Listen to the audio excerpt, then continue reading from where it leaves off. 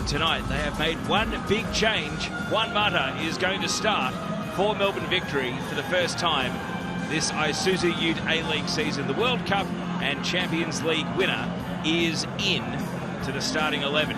Perth Glory, by contrast, they're coming off a 4-0 defeat away to Melbourne City last weekend, stinging from that and hoping to reboot. There have been plenty of rumours about who the incoming gaffer may be, but tonight it's Adam Griffiths as interim boss, and you can see that on Halloween night the Bananas in Pyjamas are hoping that Perth Glory can deliver them a home win, something to kick-start their season.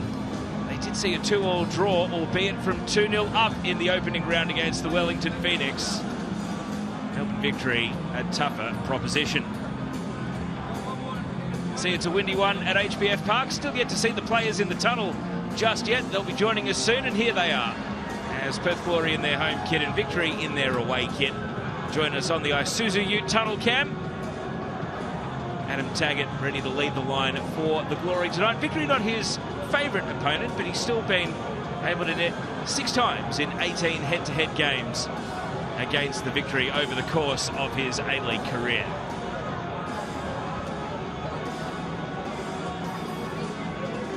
So how different will the Glory look under Adam Griffiths tonight? Melbourne Victory and Arthur Dillez able to get the away win in this fixture last season, 2-0. And their fans are certainly expectant of a better showing after a 5-2 defeat at the hands of Newcastle last weekend.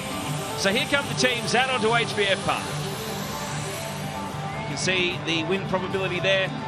The Statos don't love the Glory. Melbourne Victory, a road favourite for this one, in spite of their winless start to the season in the A-League through 2 games, a draw and a defeat. As part of tonight's pre-game ceremony, there will be a moment's silence for a significant figure of Perth Glory's history, and we will have the match MC in force.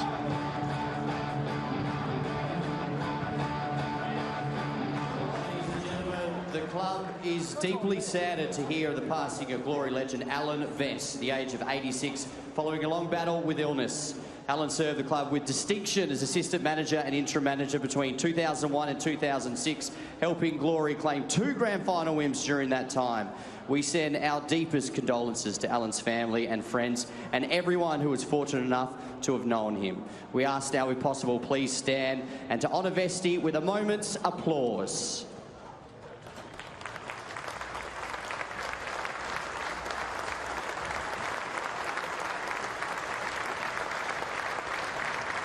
Thank you. Rest in peace, Alan Vest. And a fitting pre-game acknowledgement. Here are the teams. 3 changes for the Glory. Shamoon, Freeney, Lawrence and Timmins all in. Tom Lawrence, the big in, the Welsh international with Premier League and Championship experience. And looking at a mixed-up bench there, Brandon O'Neill among the subs. Adam Bugaria in line to play for the first time this season. No Jaden Kucharski due to injury, and Nathaniel Blair omitted from the matchday squad. Victory made 3 changes. Juan Mata, the big in for the visiting team, but former Glory man Josh Rawlins comes in, as does Matt Grimaldi. Claris Mario Santos scored in this fixture last season. He'll start on the bench alongside Xavier Stella and also Seb Esposito.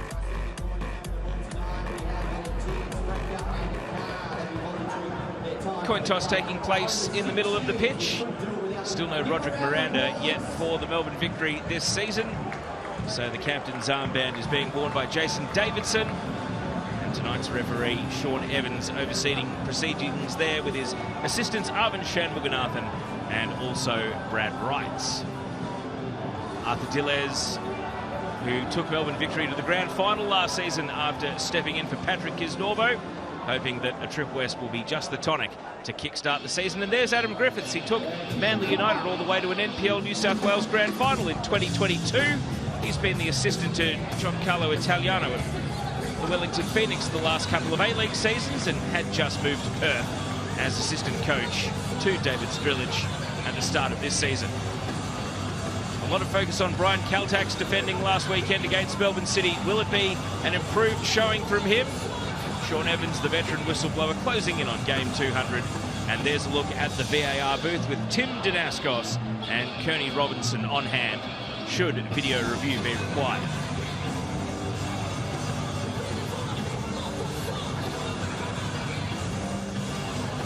Josh Risdon, we're expecting to line up at left back tonight with the inclusion of Charbel Shamoon.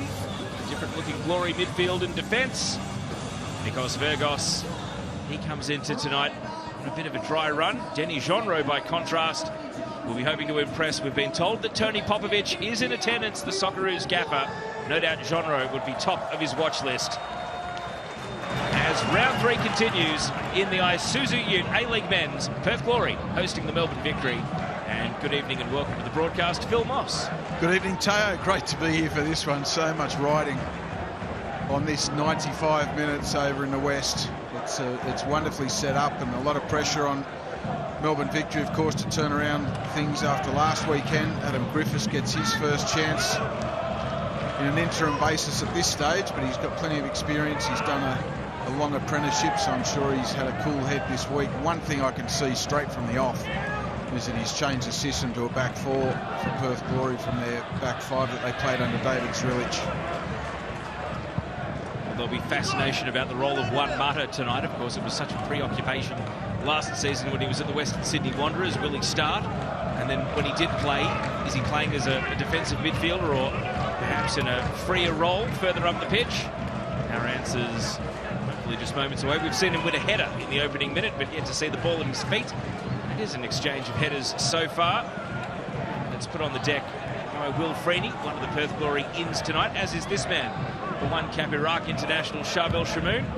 He plays it back to Brian Kaltak, and here's Scott Wootton. And now Josh Risdon taking up that position on the left side of the Perth Glory defence.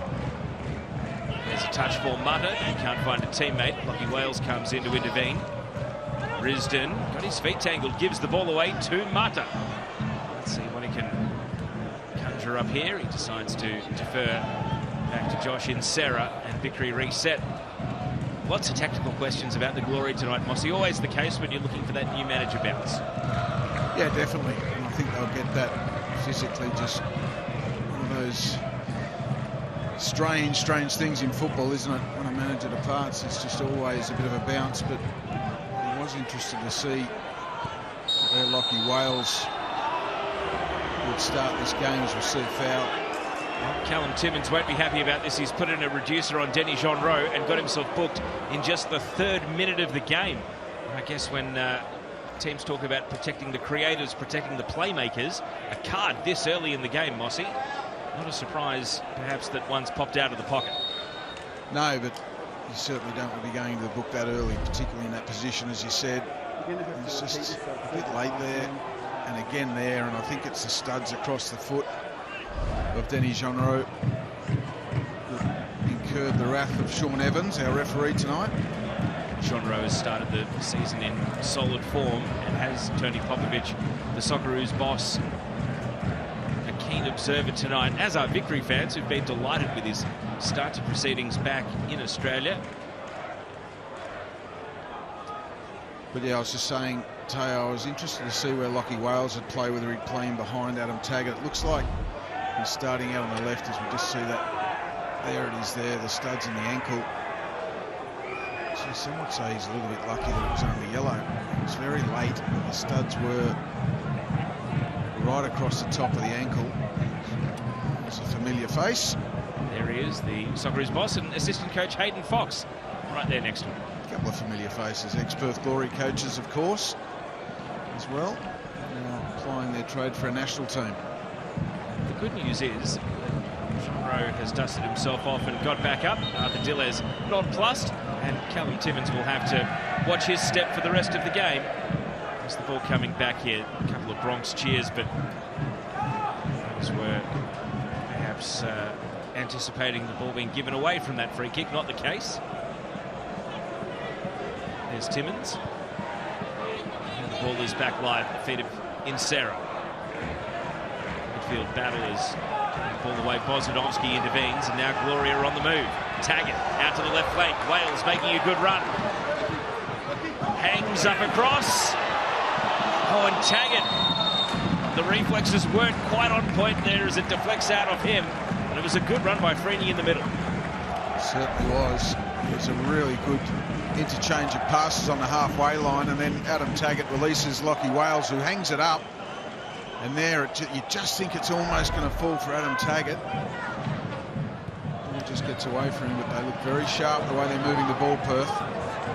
Taggart brings the ball under control. Bozanovski. Now Shamoon. Freeney. Switches onto his left foot, whips it in. Oh, Taggart another chance. He would have seen it late and it balloons out. Well, you want to know what the bounce looks like, Teo. We've just seen it in the last couple of minutes. Perth moving the ball very quickly. That's 2 chances, or half chances, to Adam Taggart in the space of 60 seconds. Great delivery from Freeney. Look at that. Pulls it back onto his left foot. It's got really good tail on it. Just comes, if anything, a little bit quickly for Adam Taggart to direct it on target. The Glory fans looking for any positives to take out of the defeat to Melbourne City last week. The 19-year-old Freeney coming off the bench was definitely one of them. With his enterprise, unwillingness to concede defeat in a game that Perth were on track to lose. The Shed making plenty of noise over the goal kick. As Whitten comes through with a solid header. Jackson's clearance. As far as Freeney. Wales holding up the ball. He's done very well to win a free kick. That's fantastic work by Lachie Wales. He knew exactly what he had to do with that first touch under a lot of pressure. He showed a deft touch as well, and then used his body well to draw the foul.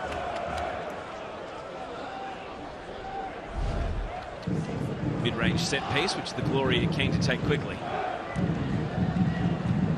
Tom Lawrence wearing the number 34, the 23-time Wales international, most recently at Rangers in the Scottish Premiership. Before that, Derby County and Ipswich. He did play 1 Premier League match for Manchester United a bit over a decade ago. He was at the club as a youth for quite some years. He's only 31, so still in the prime years of his career, and the Glory were hoping that he would prove to be one of the real wins of the off-season signings, but he's had to bide his time. It wasn't risked last weekend, and he makes a start tonight. Tap at the ankles there is successful from Jean Rowe. He wins the ball away. Marta outpointed in the air. Speculative attempt from Timmins, blocked immediately.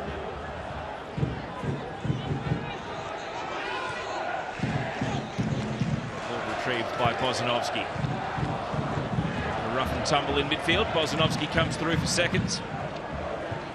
Successfully puts the ball into space for Shamoon.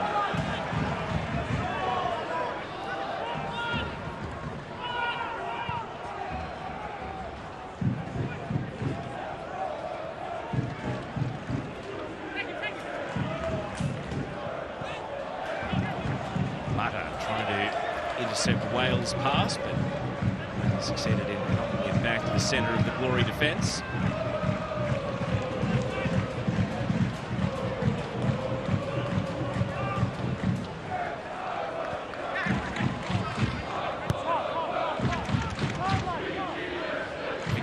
Stand off and watch Glory in possession. Wait for a pass like that one from Kaltak under no pressure. However, he does get a second chance to make amends. Now a long clearance here, a lost cause to go and chase.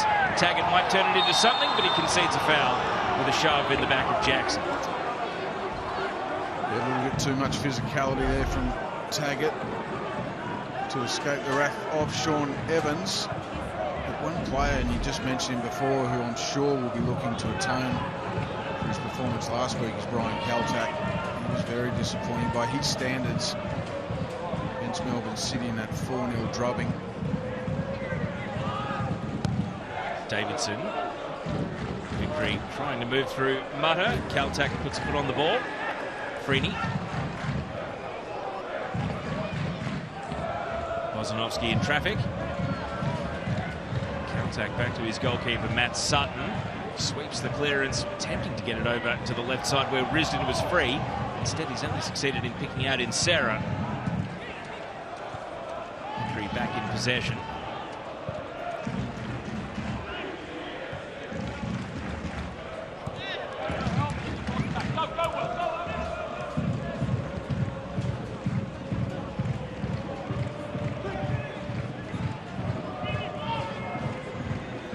see Juan Mata just floating in between the lines, as we've come to expect with that free roll. Burgos off the chest. Matt Grimaldi. Flags up for offside. Let's throw it down to Jacob Burns. Jacob, good evening, and your observations on the first 10 minutes. Good evening, guys. Yes, hasn't it been quite the start from Glory? Mossy touched on what the reaction would be under a new gaffer in Adam Griffith, and they certainly have had the better chances. And what's been really interesting is the formation change for me. They look to be able to a 4-3-3, and they almost look like they, with the ball, they've got kind of almost 2 10s with the 2 6s coming in, which has proven to be quite a handful for victory. But they're impressive in their approach and winning every second ball. It's been refreshing to see right from the get-go, and that's sometimes the reaction that you get when there's a change in management. And Jake, you were in and around the players as they arrived this evening. Did you sense a bounce in their step? Did you sense a different energy to what you felt? Yeah, absolutely, Mossy, and I think that is to be expected. They certainly have a lot of pride. And stay with play here. Shot is in for victory. Keegan Jelassic. He's netted for the second time this campaign. A giveaway costly. Matt Sutton can't believe it, and the artist formerly known as Keegan Jelacic has netted 2 goals in 3 games. There's Keegan Jelassic. Well, if ever you want to see a ruthless transition to attack, this is it. On the Harvey Norman replay, the ball is won on the left-hand side, played inside to Jelassic, and he is absolutely deadly from outside the box. This is a really assured finish. Look at that. He almost fools Sutton, I think it is, with the eyes, looking at the back post, and then he drags the ball back across his body to the near post and really gives Sutton no chance. That's a wonderful finish by Jelassic. Of course, he was at the Glory in the 22-23 season where he played quite well. He was one of their better players, and he's got off to a goal-scoring start to this season. And again, I must stress to all of our Balkan viewers that he has requested this season he go by Jelassic as opposed to Jelacic, which perhaps some may more be inclined to call him. But I tell you what, he's in goal-scoring form. He's made a great start to the season. He has, and this one against a former club, of course. He spent time at Perth Glory, and that is against a run of play, you have to say. Perth, and Burnsy was just talking about it with us from the sideline. They were quite dominant. They settled into a rhythm on the ball, but they gave the ball away in dangerous territory, and Melbourne Victory really made them pay. It just sucks the air out of HBF Park. I mean, the home fans, the shed, were chanting and making noise and enjoying life. And now it's a similar sinking feeling. I guess we're going to learn a lot about what you can do in a week with how Glory respond.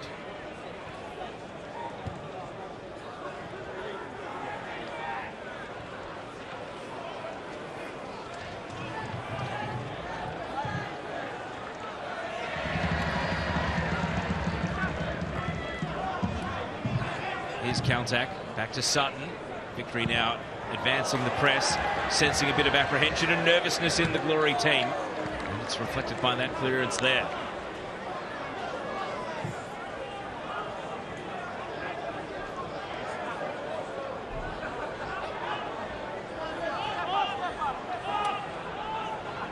Well, he'll be scratching his head, Adam Griffiths. Less than 15 minutes into his interim tenure. His team started really well. They were on the front foot. They were settling into a rhythm, moving the ball quickly, decisively. Created a couple of half chances for Adam Taggart. And before you know it, you're 1-0 down. Freeney is shoving the back and a free kick, and Jacob Burns, that's really taken the air out of HBF Park. How did you see the goal? Yes, to be given the commentators curse. We were talking them up at the start, and they just beat us to, obviously, just saying that's been their Achilles heel. They actually did start right against Wellington, and then conceded, obviously, just before half-time. But I was about to say Victory have that threat in Keegan and a lot of the others up top with Juan Mata that you've got to be so careful. And interestingly, you're hearing from Adam, who was talking about control, even when they had moments and patches there. it looks like that's something he wanted them to focus on, not only controlling the games, but in their moments of not becoming transitional and getting done, going the other way. So he'll be really disappointed, and I could see his frustration straight away with that. Victory remain in possession. Glory sitting a little deeper. And an errant pass from the former Glory man, Josh Rawlins. Yeah, it's a good point Burnsy makes as well, because if you remember back to that round 1 game against Wellington, Perth Glory 2-0 up, and they just kept giving the ball away, and it was transition moments where they got caught out and gave up the 2 goals for the 2-2 draw. You've got to learn from those mistakes. Davidson stood strong in a tangle there, but Glory have been able to win the ball again. No nonsense stuff from Rawlins, even taking out his own teammate in his desperation to clear the ball. What I will say, Teo, 15 minutes in, it's got a really good feel about it. There's an intensity about this game from both sides. Victory due to another giveaway, a slipping through Virgos here. He's going to lift across over the 6-yard box. Here comes Keegan. And he steers the ball back to Grimaldi, who puts it on the roof of the net. Well, it looked speculative off the boot and then dipped a little late. Not late enough to trouble Matt Sutton. Gee, that would have been a contender. The goal of the season. As Grimaldi just catches the back of the net, so it was probably further away than what it looked at first glance, but still shows a lot of confidence from Grimaldi hitting the ball from that far out.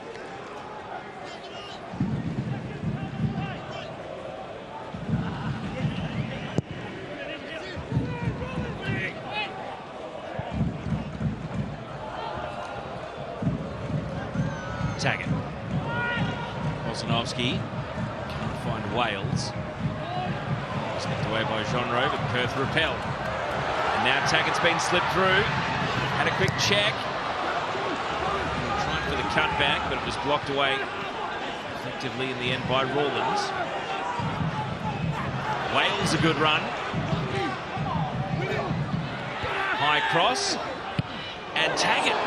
Well, Jackson was certain he was fouled, and then gave up on the second header there, and resulted in a volley high and wide from Taggart. Well, I don't know how the ball actually drops onto his foot here, Adam Taggart, without someone winning it in the air for Melbourne Victory. Lockie Jackson goes for it a second time without connection, and then Taggart with a snapshot. He'll be really disappointed he didn't get that on target. He's had, you'd call them barely half chances. The ball that flashed through the box that hit his shins on the way out, and then that opportunity there. Freakish occurrence. Taggart's normally the sort of striker that punishes defenders with those non-chances, but still waiting for the goal-scoring touch tonight.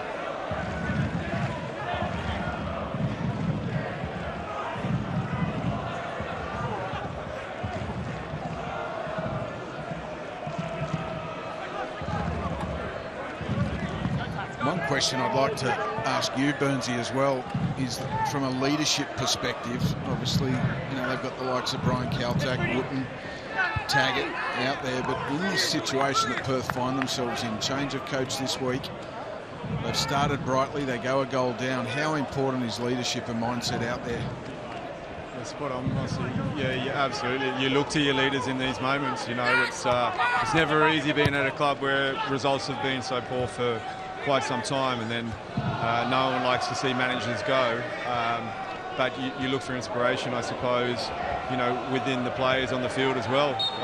Very much they're waiting now for a new manager to come in. It's a clean slate, but you're looking for your leaders in the middle of the park and on the field to step up and be capable of turning things around in their performance. They'd be super disappointed after speaking to a few of the guys as they arrived today. You know, they don't like, you know, the change and the managers having to go, and that's a reflection often of results, and so they feel that, and they owe it to the loyal fans that have been here for so long and have had a very tough time for a number of seasons to put in a good performance. And I think you would know, Mossy, that you know, fans will go home whether you lose the game or not if the players have right up the season given themselves every effort and put in a good shift. The members to be proud of. So right-footed option is Jean Rowe. Left-footed option is Juan Mata. It will be Jean Rowe. And the ball absorbs the impact. Contact was adamant he hadn't done enough to concede a free kick, but the Glory defence has stared it down. Yeah, the wall really did stay solid. Some great insights from Burnsy there as a former captain and leader in the dressing room and out on the pitch. It's so crucial, and as a coach, you really do rely on those leaders to grab the team by the scruff of the neck and drag them around the park and give them the belief that they need. It's a crucial time for the Glory.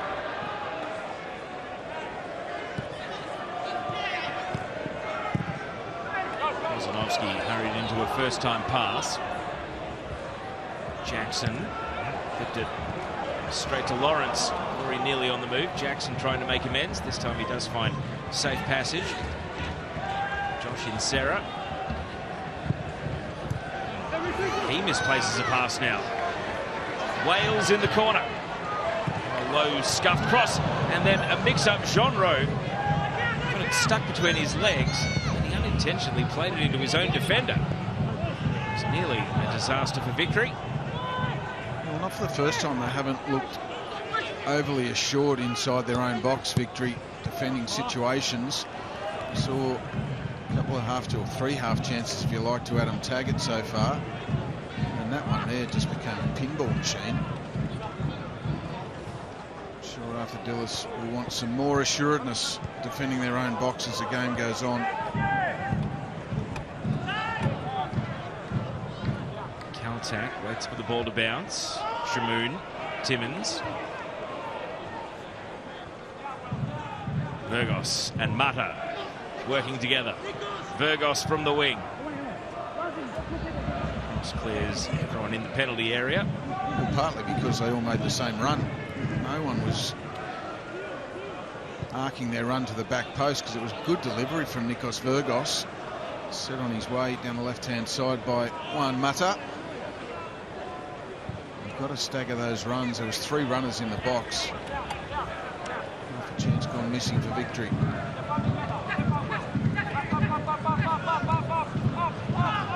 Davidson, Perth Glory player. There's the countdown to the Melbourne derby. It's a Melbourne Victory home derby as well, so Victory fans, make sure you've got your tickets. Just over a week to go. Saturday week. Wouldn't it be great to go in with some winning form as well? Melbourne City, an unbeaten start to the season, but two of them draws. Victory up 1-0, and as the rain really starts to pick up, about a quarter of the way through the night's action. They are currently in the box seat. Long way to go. A lot of football to be played, and the condition changes. Who knows who might step up and thrive. Here goes Tom Lawrence. A run through the left channel, waits for Wales to move. Now he slips it to Taggart. Taggart, the return ball was under hit. However, there's a deflection chance, and Jack Duncan will make an easy collect of it.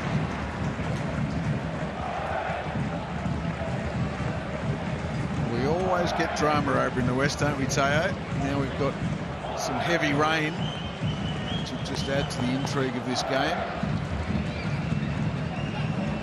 See fans making headway for the shelter.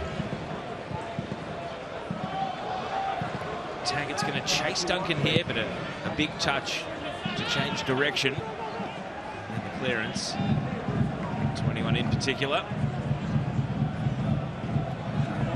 Mossy has Callum Timmins lost a bit of his bite in midfield. He's on the ball right here since getting that second-minute yellow card. It feels like he was in there to try to disrupt Victory a bit more, but it's always hard when you're carrying a card from so early in the game. Yeah, it hasn't knocked his confidence on the ball, that's for sure, but it can certainly just put that little niggle in the back of your mind because you don't want to let your team down and give the referee an opportunity to maybe find a second booking. Snovsky here with real energy, shrugs Valadon, and now cutting in from the right. We're about to see Another card we are. Victory's first player goes in the book in form of Jason Davidson, knocking over Shamoon there. Well, it was all down to the first touch of Charbel Shamoon. Look at that, how positive he is. The first touch just takes Davidson out of the contest, so he's got no option but to foul him. Really intelligent from Shamoon. Gives Perth a free kick in a decent area here. So the Victory defender will have to watch his step, just like Callum Timmins of the Glory. Set-piece opportunity, plenty of tall targets to aim for. Kaltak and Wooden among them. Is this Perth's best chance for an equaliser? To the penalty spot it goes. Emphatic first header away by Jackson. Wales following up.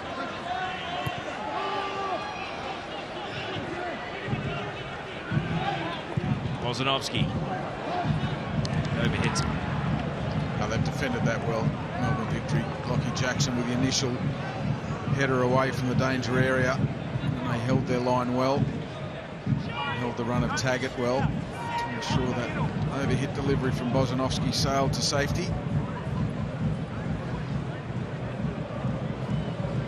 Diller's barking orders. He knows the importance of this game. This result for his side. Pretty even in the possession stakes. Both teams have had moments of being happy to stand off and the other team possess the ball. It's been intermixed with some really hectic header exchanges and midfield battles. Trailing arm here, and the referee has seen it. Tom Lawrence, the player, getting blown up. He clearly doesn't think much of the contact he made with Denny Jonro.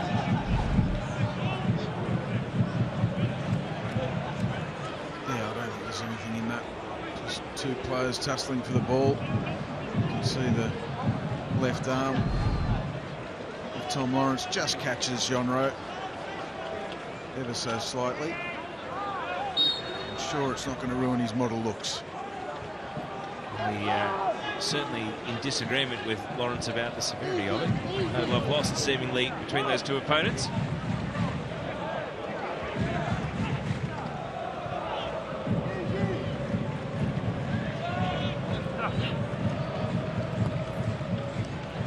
Goal scorer. Keegan Jelassic is fouled here.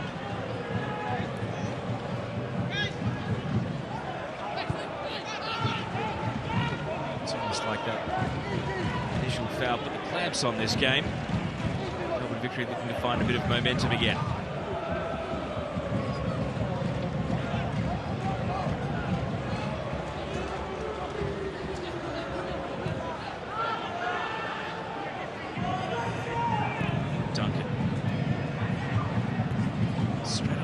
Risdon, Wales is going to keep it in, and Perth Glory have possession.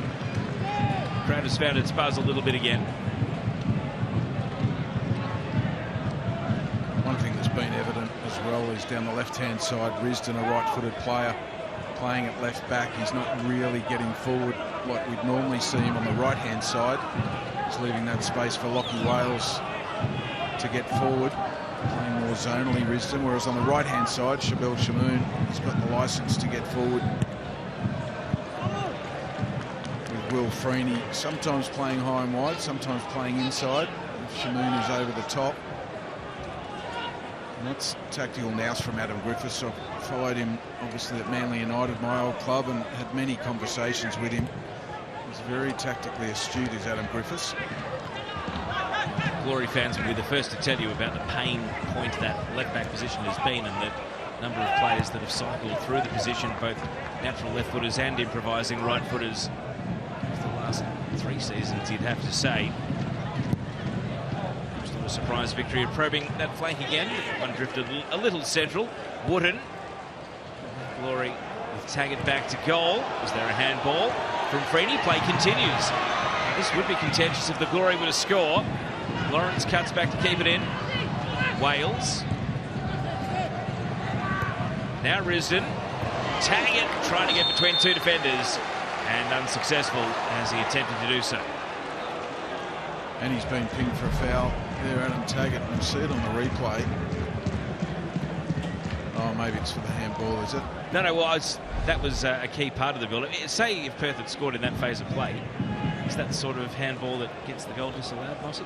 Potentially. I mean, I think it was ball to hand, but again, this handball rule, none of us are experts on it. But no, I think it was the foul from Taggart. He's having a fair conversation with referee Sean Evans, and I have to say, I do sympathise with Tags. There wasn't a lot in that.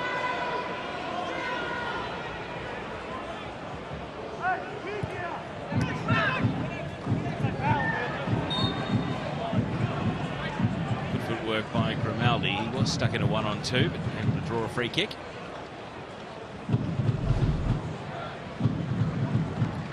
You're right though, Teo, it has just the last sort of 7 or 8 minutes, it's just become a bit scrappy, hasn't it? Stop-start with niggling fouls.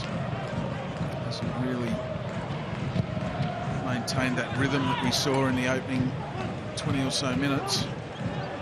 Maybe Juan Mata can bring something back to the game. So he sends the ball to Davidson.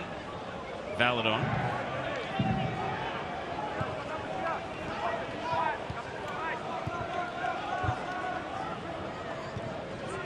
And if there are any young players with stars in their eyes watching this game and you're playing a midfield role, keep your eyes on Juan Mata, the way he finds space, the quality of his touch, his awareness, his vision, his way to pass. It's rare to see a player of that quality in this league. There's a great yearning for him to do more. He had just the 1 goal last season. Remember a particularly nice assist he had for James Temelkovski, who's since moved on for Western Sydney. But marquee men, they've got to give you highlights as well, Mossy. They certainly do. I just get the feeling if he gets a run of games, it would certainly help, because it's very hard to come off the bench every week and have an impact and find a rhythm, particularly at his age. Glory enjoying some time on the ball. Caltac was directing traffic before getting that pass, but he didn't want it. So Wooten defers to Risdon. Vickery turning the screws, and well, just as they thought they'd won the ball back, a foul on Lachie Wales. And Burnsy, you're closer to the action than us. How's Juan Mata moving? You would have kept your eye on him, no doubt, over the first half an hour. Yeah, what an incredible play. You put it perfectly there for any young kind of players, especially young 10s in that free role, and that's where it suits him the most. I think you know, he didn't get going at Western Wanderers as everyone thought, but you know, speaking to Davidson before the game, he said he's just, what he does at training, the numbers that he hits, his energy and his quality are second to none. So you're right in saying that. Look out if he gets some more and more minutes, because and a free roll in there, because he can certainly hurt you in any little pocket of space. Vickery, you see the change in intent to go and hunt the ball. Perth trying to keep their heads and play through it, and that foul will put an end to Vickery's press. Jean Rowe, the offender.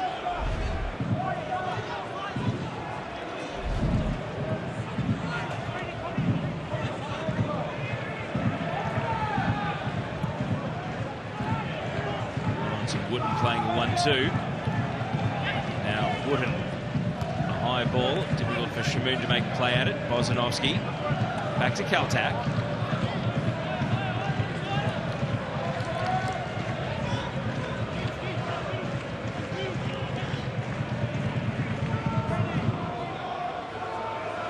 Again, Vickery biding their time, waiting for the right player on the ball or the right setup to go and try to press instead. Perth are going to attempt to play right through the middle here. Timmins' pass was probing. Taggart still chasing to put the pressure on young Josh Insera here. He's done well to win the throw-in for his team. Glory are going to take their time and wait for not a potential long throw, just a different throw-in taker. So Taggart could go and retake his position, leading the line.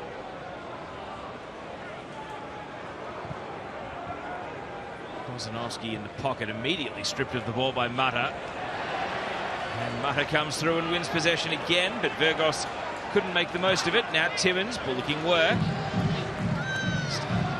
with that bite back into his midfield game after the early booking.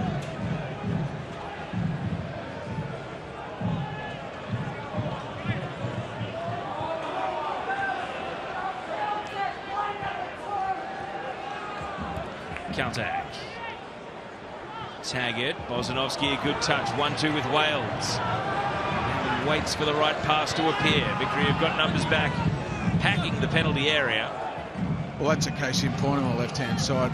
See how long it took for Risdon to get forward and join the play there. He's playing a lot more zonally as a left fullback than what he would on the right-hand side. 10 minutes of regulation remaining in the first half. Victory having enjoyed the lead since Keegan Jurassic's early goal.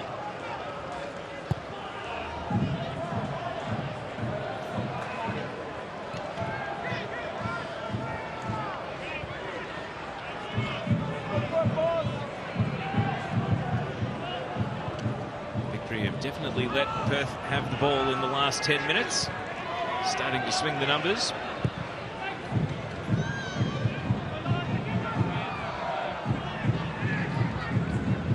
Valadon. Through the right channel he ventures. Gooden sends the ball out for a throw-in.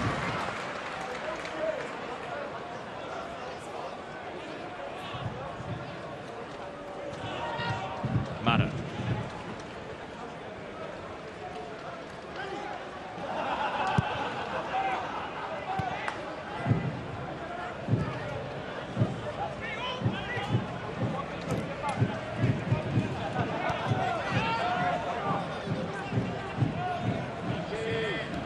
Rawlins into a gap for Valadon. They do have a man over on the right. That's where the ball is heading. And Sarah. Mata. Jurassic. And now Mata. And over the head of Virgos, but those are the sort of passes he's hoping to turn into assists to be the killer ball from deep into the box. Yeah, that's right. And he just played a nice little give and go. Here it is there, give and go, just so he can get his head up, have a look at what's going on in the box, and then it's that delivery there. It's not far off. Instead of holding onto the ball and having too many touches, little give and go to get his head up, face the game, and then deliver with pinpoint accuracy. Jacob Burns, what are you hearing from Adam Griffiths on the Glory bench? Yeah, it's quite intriguing watching both teams in possession. Griffo wants the wingers to kind of come inside and overload the middle of the park. Less so it's been happening on the left-hand side for Rizzo's side because of his defensive duties, and it's probably not so natural him being on the left side there, but he's obviously, he's just yelling out then, can let Lawrence be a free roll. He's screaming over to Taggy every time we have the ball, let Lawrence go anywhere, any pocket, anywhere, any freedom in there. And interesting, it's Victory, it's the way they match up anyway. As their fullbacks get high and wide, their wide guys rotate inside and try to pick up these little pockets of space where they can face forward and play forward. So it's interesting matchups, but you're right, as much as Mossy just mentioned, that you know, tactically, Griffo's really trying to prod, trying to find where they can hurt, where they can find little pockets of space and weaknesses. Well, they have taken over the ball in general play, but they're not turning it into anything meaningful in front of the target just yet. It suggests that there is a degree of comfort in Melbourne Victory standing off and letting Glory up to well over 60% possession in the last 10 minutes. Yeah, that's right, and that's an example of the service that Adam Taggart can't do much with when it's up around his throat. He needs it to feet so he can pin the defender and bring midfielders into the game. Do these little give and goes around the box. And interesting what Burnsy was just saying about the free rein that Tom Lawrence has when they're in possession, Perth Glory, to try and find those pockets. Use Adam Taggart as that real target man.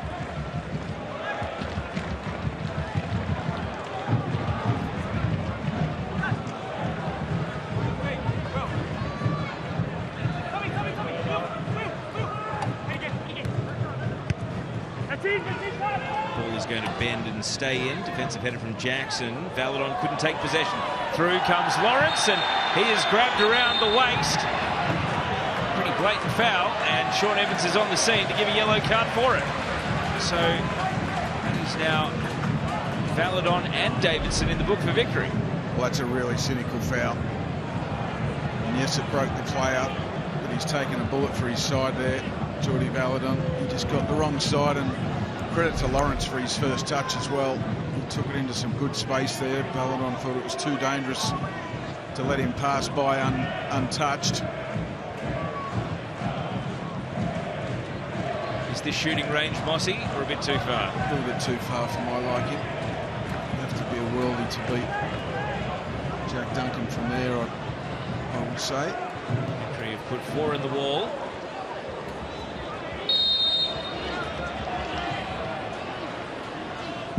The strike is well over the bar. And Mossy, you called it. It would have to be a worldie. That one's gone 5 rows back into the stand. That'll be a source of frustration, I would imagine, on the bench, because it was too far out to shoot. A better option would have been a variation,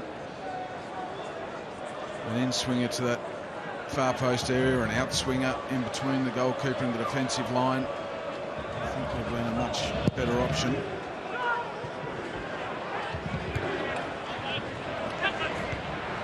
Over the shoulder from Taggart. Rawlins volleying back straight onto the head of Timmins. Bozanovsky, Shamoon.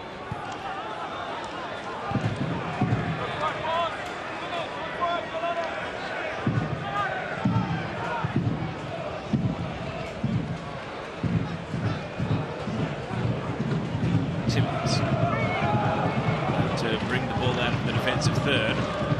Caltac. Shamoon sense the approach of Davidson coming. So we'll win a throw off him. Dillo's quite generously playing ball boy there for the opposition team. Shamoon grabbed it off him. Glory switch flanks. Risdon's got Wales. Just decides to stop and go backwards.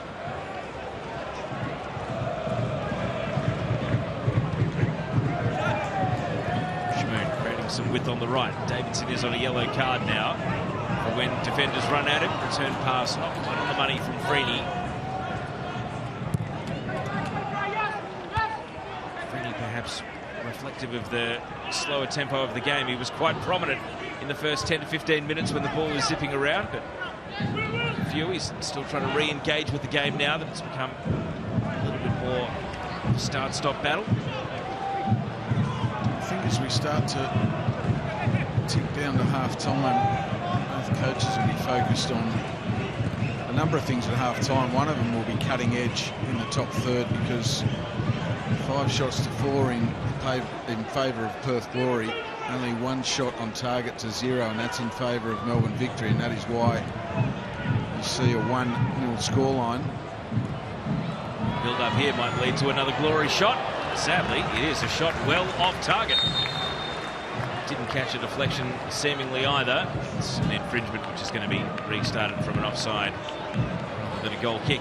It's funny you mentioned that, Mossy, because of course the big focus on the post-game comments from Arthur Dilles last week.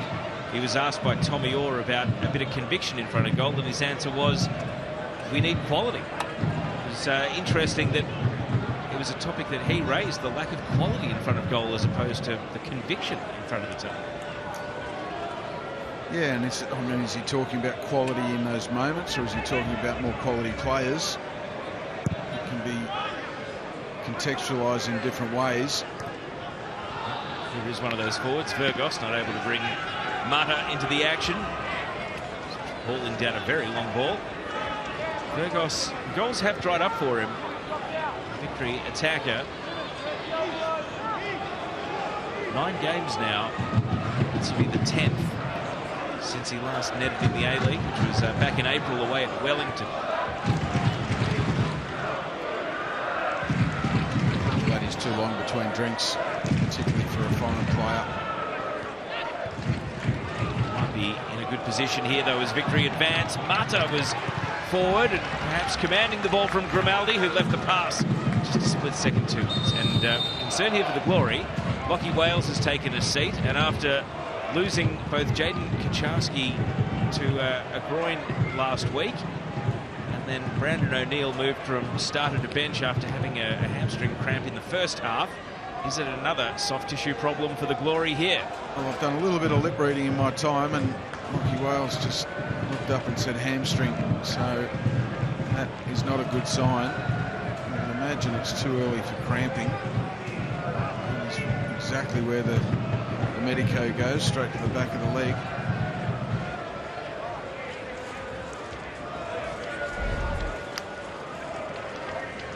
And it was just as he took off there and then stopped and propped. He seemed to come up a little bit short, Lachie Wales.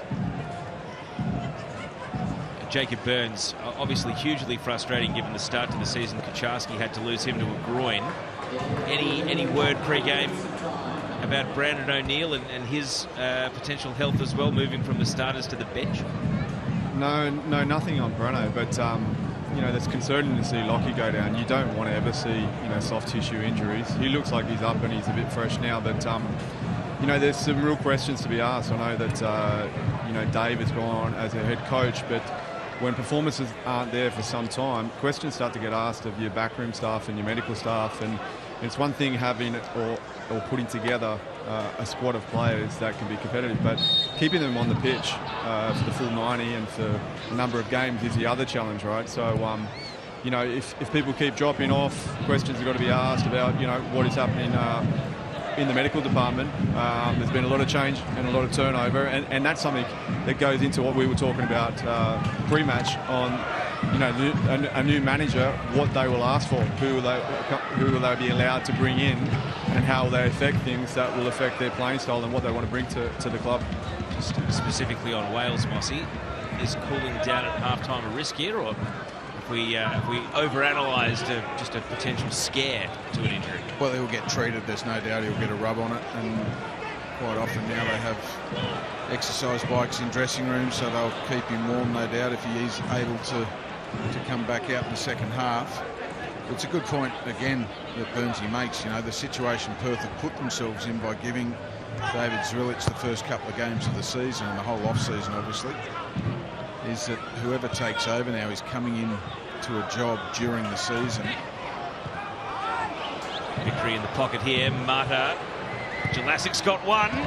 Did catch a big deflection. That could have seen it dip late and dangerous. Just a corner, though. Could have been so much worse for the Glory. We've ticked into the third of 3 additional minutes. There might be a little bit more tacked on for the Wales injury. Yeah, there's a strike from Jelasic. Outside the box, Perth did just enough to defend the situation, get a deflection. Set piece. How often we see set pieces just before half-time end up in the back of the net. First corner of the game arrives in first half stoppage, and Victory will be sitting pretty if they can double their lead right on the stroke of half-time. Genro's corner, whip to the back post, and a good first header away by Risdon.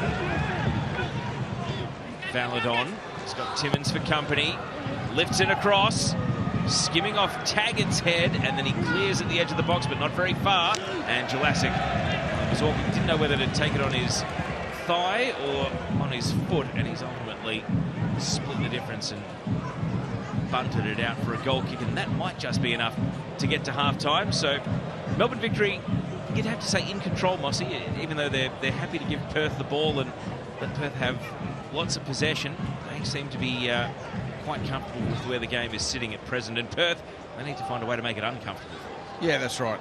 It's a big half-time for both coaches because it could go either way in the second half. But look, goals win games. Melbourne Victory, I beg your pardon, have taken their chance, and Perth needs some more cutting edge in the top third.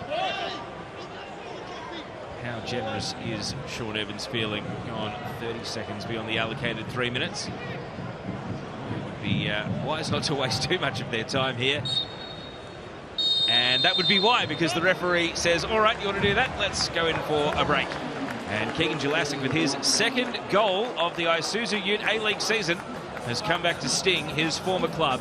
Perth Glory, they are toiling without a great deal going in the front three. Can they find a goal? For now, it is Perth Glory 0, Melbourne Victory 1.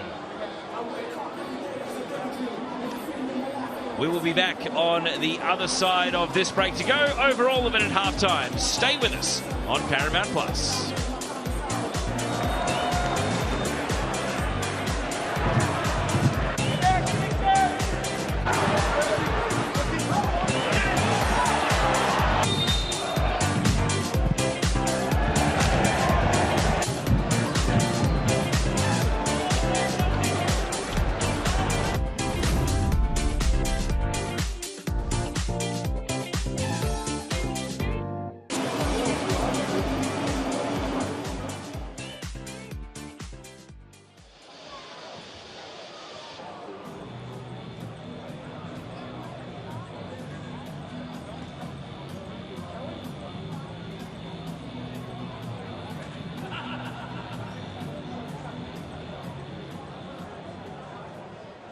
Get ready to cheer just like Liberty supports the A-Leagues. They're on your team too.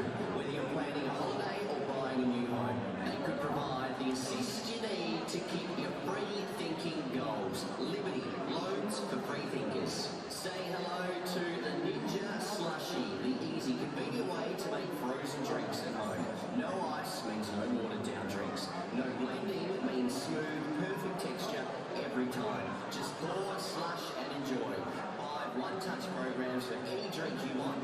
Enjoy perfect results. Transform almost anything with the Ninja Slushy. Love how you live in the 7-seat Isuzu MUX SUV. Go your own way. Liberty Home Loans. Hit different. They're for the free thinkers, the go-getters, the creators. So if you're a free thinker, you'll be right at home. Liberty Home Loans for free thinkers.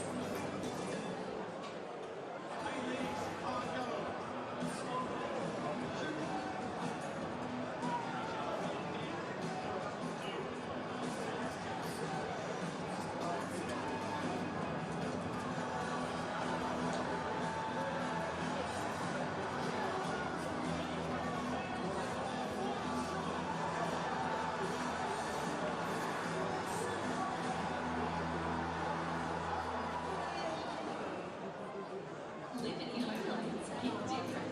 They're for the free thinkers, the go-getters, the creators. So if you're a free thinker, you'll be right at home. Liberty Home Loans for free thinkers. With the Isuzu MUX SUV, everyday life doesn't have to be every day.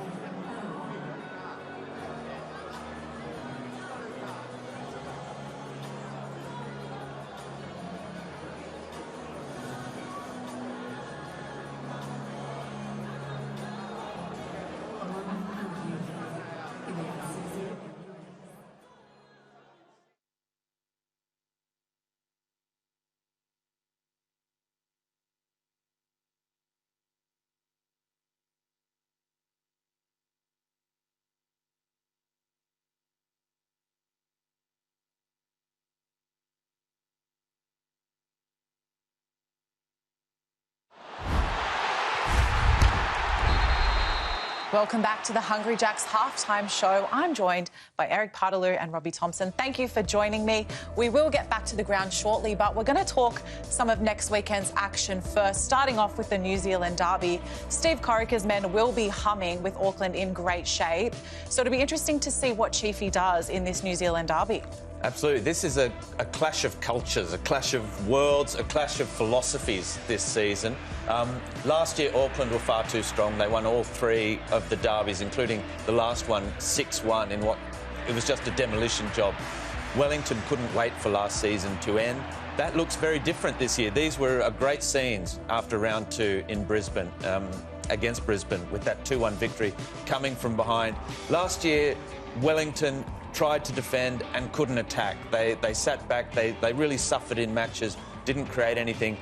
That response against Brisbane, coming from behind, overpowering a physical Brisbane side 2 weeks ago, hopefully that will be the keys to a side that Chiefy said this year, we want to play with the ball, we want to play attacking football, we're completely changing.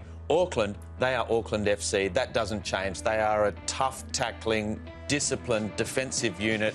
They don't create so much, but they will be very hard to break down. So that's why I think this clash of philosophies will be really interesting, and I think it'll be closer than it was last year. Do you think Sammy Cosgrove's going to be scoring goals in this sort of team that he's playing around at Auckland? Has he signed the right player there? I think this is the problem. If there is a problem, a criticism of Corica's Auckland, it's that they don't create enough going forward. Cosgrove is there, much as Max Matter was last year, to get on the end of those crosses, those set pieces. That's one of their routes to goal. Time will tell if he's the missing link up front, but goals have been hard to come by for them. OK, let's talk about another derby, this time the Melbourne derby. Now, it's been a lacklustre start to the season for Victory, whereas City, the youngsters, are just doing so much right now. Eric, what are you predicting for this one? Yeah, it's going to be tough for Melbourne City. A lot of fixtures coming through November in terms of the Asian Champions League elite. So there's a bit of rotation still in that squad. But it's a grand final replay, and that was a 1-0 victory for City across the season last year. There's a couple of draws in the derbies, and they always mean that much more when you're talking about, you know, taking home the bragging rights. Before, it used to be all about Melbourne Victory and stepping over Melbourne City all the time, and it has turned around in recent times. But I'm excited to see how Aurelio Vidmar actually, you know, utilises his whole squad. He's got a lot of players that can come back in from injury still already at the start of the year, but the young guys are getting it done. Caputo is having a great year, and I'm tipping him now, after round 2 or 3, to be the golden boot.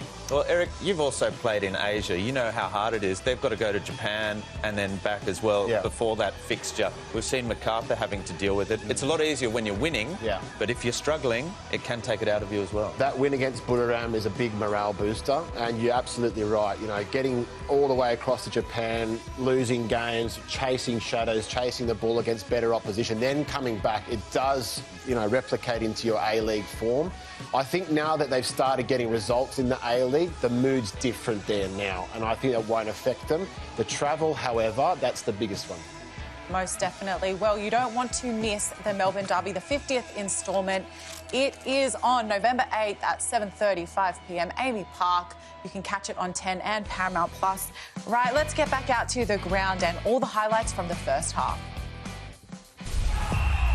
So the Harvey Norman highlights from the first half. Melbourne Victory enjoying a 1-0 lead so far in this one, and Mossy, chances have been few and far between, and when they have appeared, it's only Victory who've had that one moment of quality.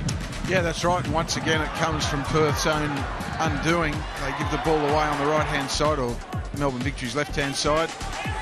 Here you can see Brian Kaltak just unsure of what he's doing here, and then doesn't get the clearance right, falls to Victory. They play inside off Grimaldi. Jelacic picks the ball up, and this is a really smart finish. I think he gets Matt Sutton with his eyes looking at that far post, and then drags it back across his body into that near post. It's a wonderful finish and a wonderful goal in transition, but it was against the run of play. Perth started very positively. They were moving the ball well. The ball speed was good. 1- and 2-touch football was really starting to look like it was going to threaten Melbourne Victory without actually threatening them. Perth have managed to somehow find 0.81 XG from 5 shots off target, Mossy. I imagine the Adam Taggart volley, the unexpected chance, might have accounted for that. What about Melbourne Victory, and what about the stats generally? Yeah, well, there's not much in it, really, is there? Like 5 shots at goal each, and obviously the one that counted is the one that's on the scoreboard for Melbourne Victory. But other than that, there's really not much in it. I think both coaches at half-time will be talking about cutting edge in the top third, because the game is a little bit stuck in midfield at the moment, but the game could go either way in this second half. That was the Hungry Jacks half-time show. Stay with us, because the second half is not far away, and coming up is the Melbourne Derby. You don't want to miss that one either.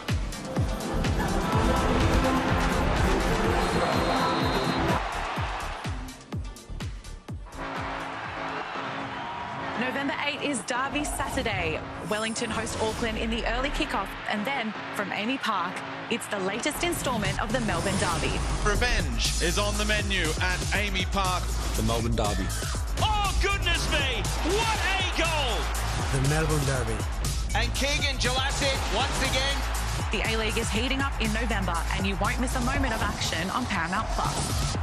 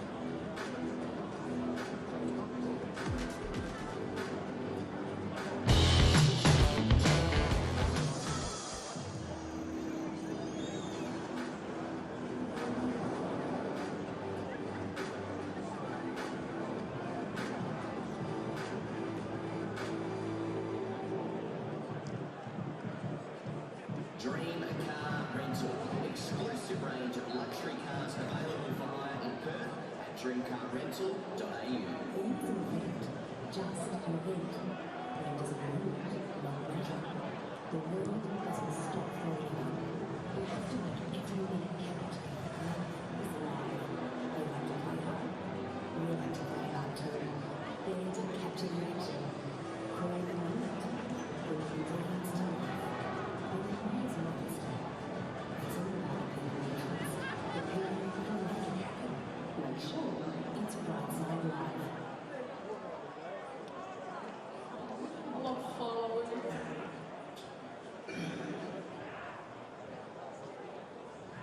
No, I don't think so.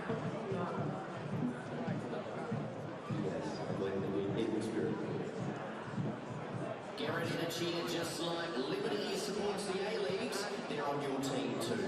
Whether you're planning a holiday or buying a new home, they could provide the assist you need to keep your free-thinking goals. Liberty, loans for free thinkers. Kick off your investment journey with eToro. Invest in stocks, ETFs and crypto all in one app.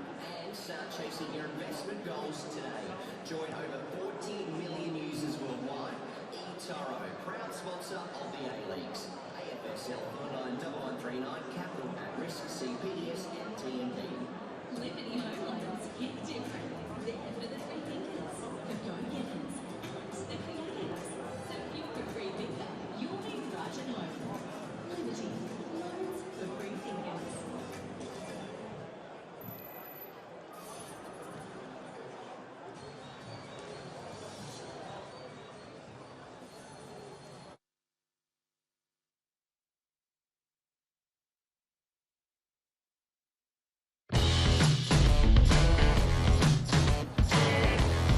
Welcome back to HBF Park. Let's throw it down to the sidelines. Jacob Burns.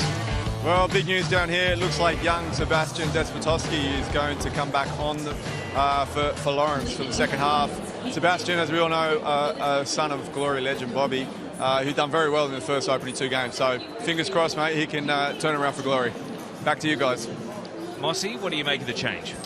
Well, I think we saw the quality of Despotowski certainly in round 1 with that cutting edge that I was talking about at the end of the first half. So not surprised at all to see him come onto the pitch. And, you know, Burnsy was saying that Griff in the first half was saying for Lawrence to have that free rein to get in pockets, get into holes. So Despotowski certainly got that ability. So confirmation of the substitution going through. Tom Lawrence. Well, we saw little bits in that first half. Lucky Wales does continue on, though. Seeing by the body language, saying I'm all right to someone who was asking there from the other team. And there is Seb Despotowski. His appearance just number 4 for him. He did score 11 in the West Australian NPL in 17 games for the Glory Academy over winter. Hoping to find that first A-League goal here in the second half.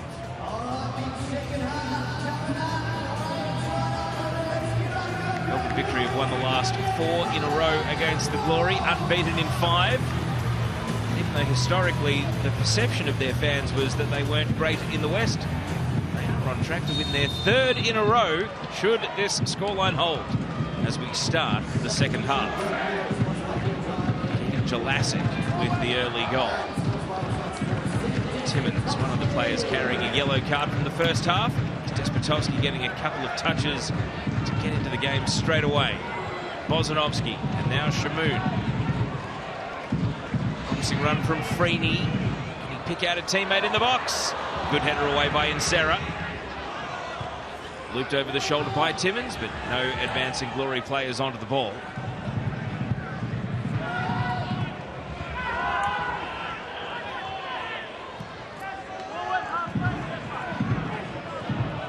Lucky Wales is able to pull off a nutmeg, and as he goes to ground, he thinks he was fouled. The referee does not agree, and Josh Insera leaves the scene. Well, gee, I thought the initial contact was enough for Sean Evans to blow his whistle, and it's just there. You can see that he's holding Lockie Wales back with his left hand, left arm,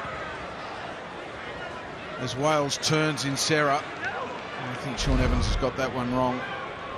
not suggesting it was a penalty. I think the contact was outside the box. He's been hard done by their Lockie Wales. Good positive start by Perth Glory.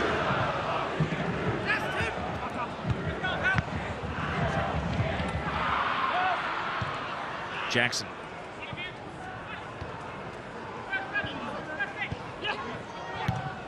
Risdon. Touch on by Taggart, intercepted by Rawlins. See the lineups appearing at the base of your screens. Glory with Timmins on a yellow card from the first half. Victory with 2 players in the referee's book. Here's an attempted through ball. Cleared away from Taggart. Insera. Straight to Bozanovsky. He's then dispossessed. Done by Genro. Mata. Davidson advancing.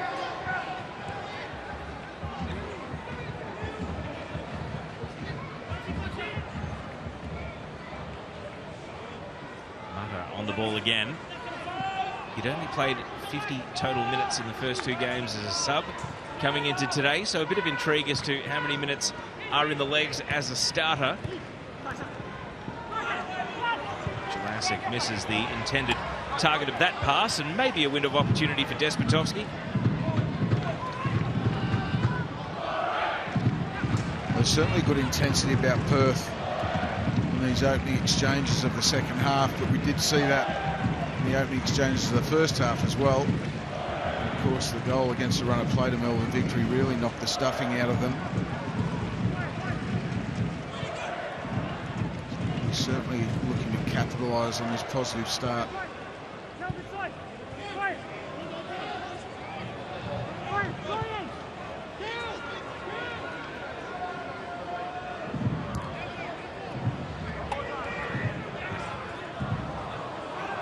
Risdon's pass gets the better of Insera. Wales trying to capitalise. Slides it across, and a reflex save. Duncan able to parry it out for a corner kick after Taggart stung his palms. Well, I think he's relieved that that went over the bar. I'm not sure. Jack Duncan certainly got his hands in the right area as Insera again slips up. Lockie Wales brings his captain into the game. Doesn't Taggart get a piece of that? That's a comfortable save for Jack Duncan. On second look. Good opening for Perth Glory, though. And their first corner of the game to be taken by Freeney. Outswinger and met with a volley. Once again, it is Adam Taggart, and he has had an array of strange, barely half chances throughout the game. That's a good description, really, isn't it? Gee, if that was on target, it would have fairly tore a hole in the back of the net. Great contact from Taggart, just couldn't get the direction on it. Are they just starting to tighten the screws a little bit, Perth Glory?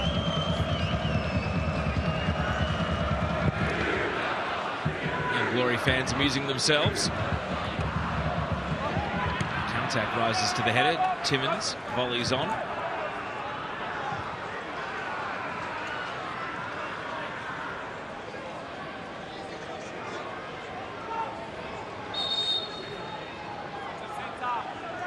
In these early stages, like Despotovsky will just play off Taggart in that 10 roll. Wales pass found Taggart.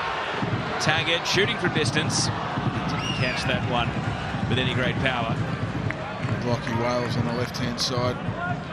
Freeney on the right. Settling into a 4-4-2 defensively, but with the ball, I'm sure Despotovsky will have that licence to roam.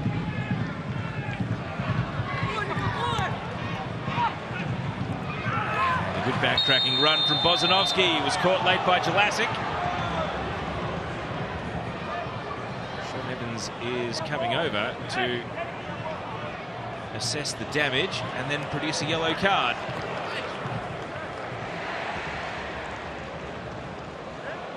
He was so sharp to do his defensive job so well there, Bozanovsky. Jelassic, I should say, I'll get it right.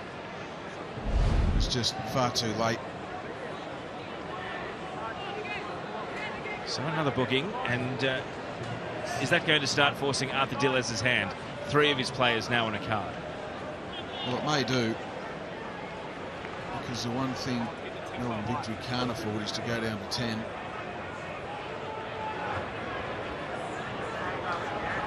First and foremost, though, Griffiths will be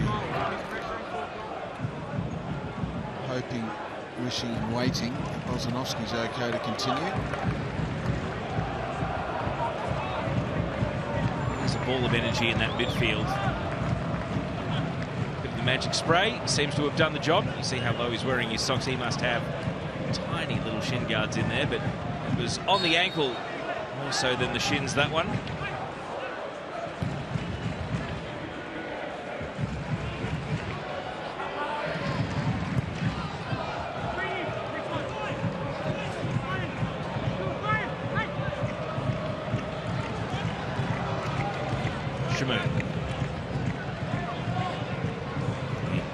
Played that one neither to Timmins nor Bozanovski, but he's lucky that they deflected it to each other and Perth stay in possession as a result.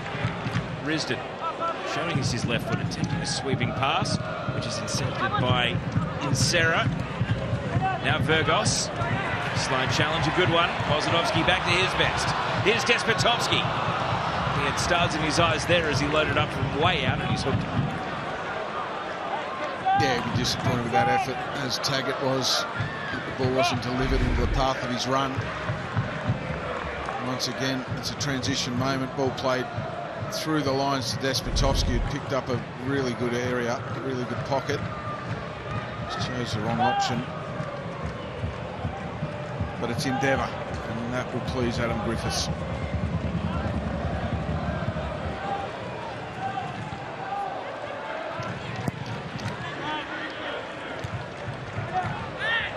Vergos brings the ball down.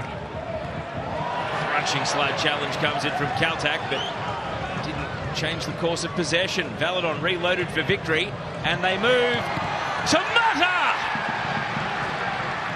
And on the night of his first start for Melbourne Victory, Juan Mata has found the back of the net.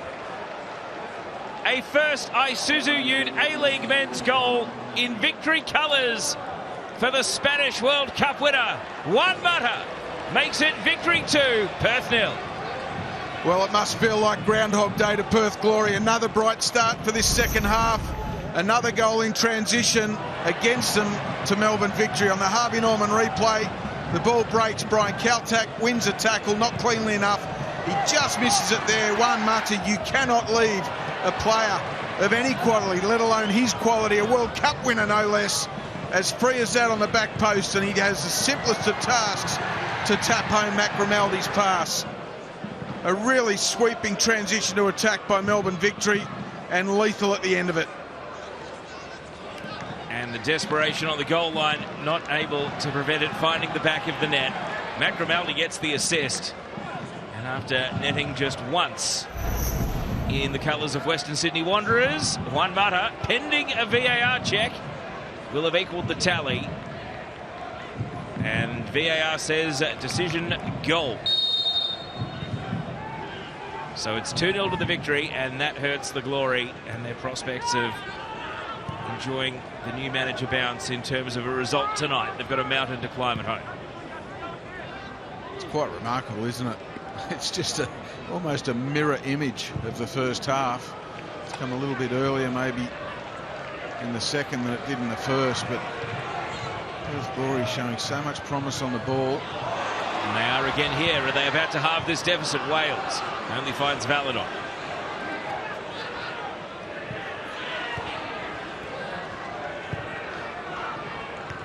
Jalasic's long ball. Deflection off Freeney. Mata filled with confidence. And Victory on the move out to the left. Here goes Davidson. He's just held up by the challenge of Shamoon, but kept the ball. Valadon, Mata.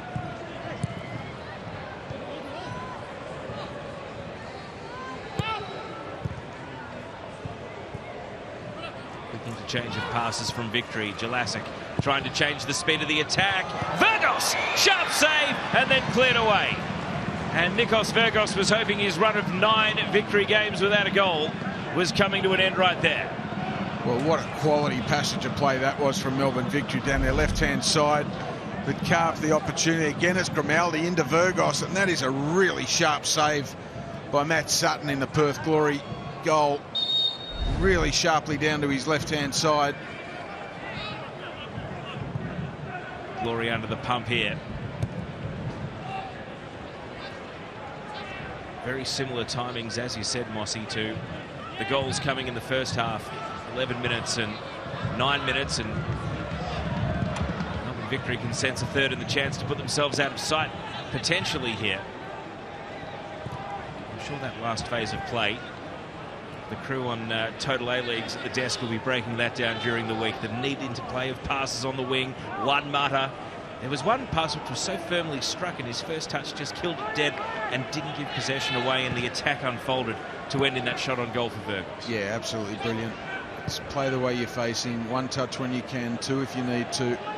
Movement off the ball. And then the final pass from Grimaldi was into a really good area. Virgos got great connection on it. Glory happy to own the ball for a bit. Despotovsky, neat little sidestep. Timmins. Can they turn it into a shot on goal? Victory have now got numbers back behind the ball.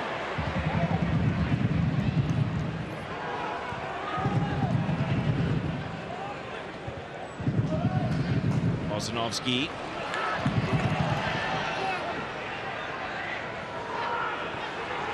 Here's Grimaldi. Virgos.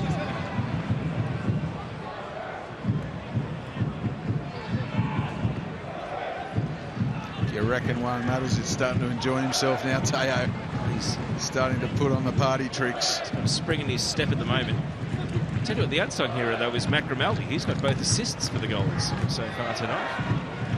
He's the last player to square it for Jelassic in the first half.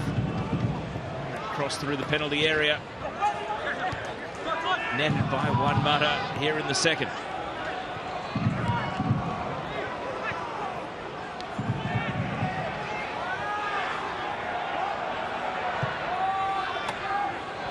Switch over to Wales. Rocky Wales, he's had some moments in the second half. He backs himself again here, and it's going to sit up kindly for Shamoon, and saved away. Sharmel Shamoon, the right back, got all the way forward, and he's been foiled with one of Perth's best chances of the game. And it's through that go-to man, Lockie Wales. He has looked Perth's most likely. Bending ball here, Taggart, second to it behind the keeper. It's a blueprint for Perth if they're to get back in this game. Get the ball to Lockie Wales in a one-on-one situation. He's having the better of Josh and Sarah in that right back role for Melbourne Victory tonight.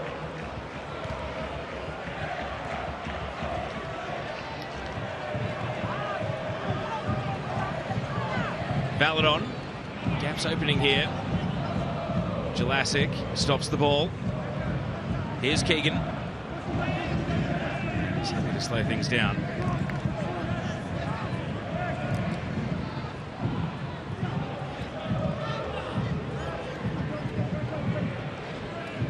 Go inverted. Jason Davidson is there. He's a left fullback. He's virtually playing as a holding midfielder and make that extra number in midfield.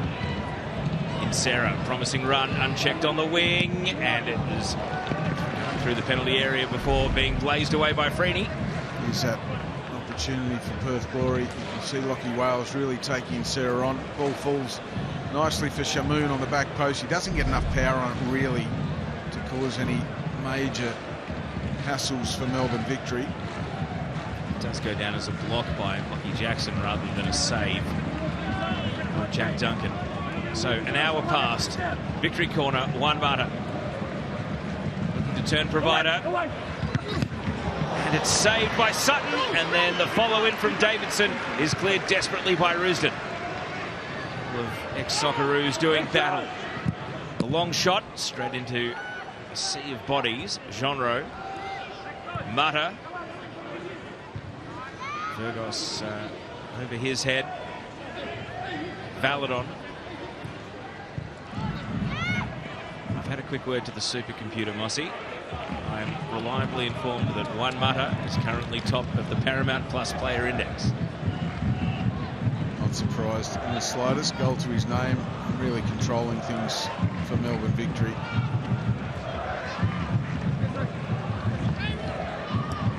Must have been the only reason I asked was just to check in if Matt Grimaldi had snuck up to the top with his 2 assists. Ball over the top here. Does the flag stay down? It will. Freeney was playing Burgos onside. Perth punished, and now a late flag. And Burgos, the drought is not broken. And with the naked eye, he was in an acre of space.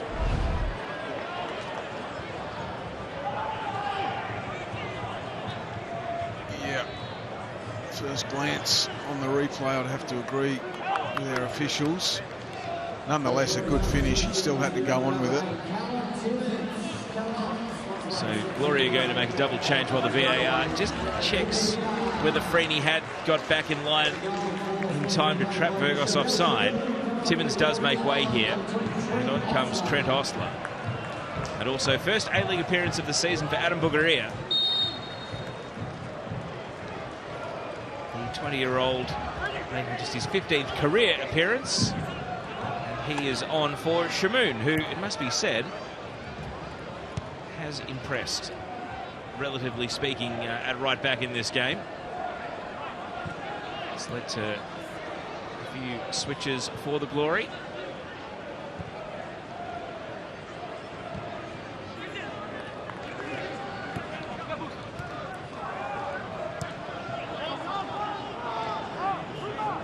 Obviously the offside confirmed for Burgos.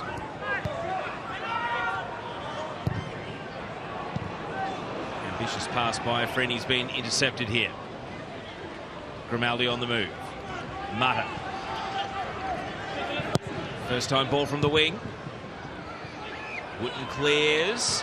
Half-hearted shouts for handball against one Mata. And then given away. Bugaria. A horror first touch off the bench. And then he crashed in on Burgos. And as the ball finds its way out, that's not the introduction the youngster was hoping for. No, and Burgos is asking for a penalty here. I just wonder, gets himself in a mess there. Does he get the ball or does he get the feet? VAR quick to rule, saying no foul. Tim Danaskos in the booth tonight.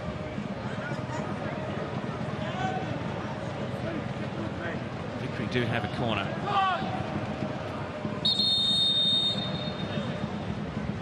Referee Sean Evans. Steve's dropping on his instructions there to Grimaldi and also Trent Ostler, who's fresh off the bench himself. As the corner goes back post, Victory think it's repeat corners. Rawlins insistent, in fact, but the decision is a goal kick. I think he heads it into his own shoulder there, hoping to pull the wool over Sean Evans' eyes.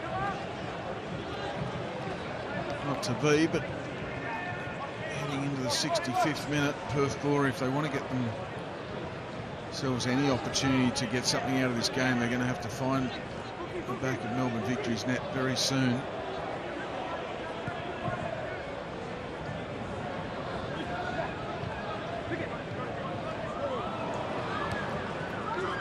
Bugaria trying to send Wales, but Jonro back. Then saw Taggart cutting off the angle back to his goalkeeper, so he decided to keep the ball, and now Mata linking up with Rawlins. Jelassic. Well, Lockie Wales was filthy then because he's pressing the ball and the Perth midfield didn't come with him. In the end, it was an easy out for Melbourne Victory, but it's so important when you go and press the ball, the opposition's facing their own goal, where it's in sync and everyone's pressing together.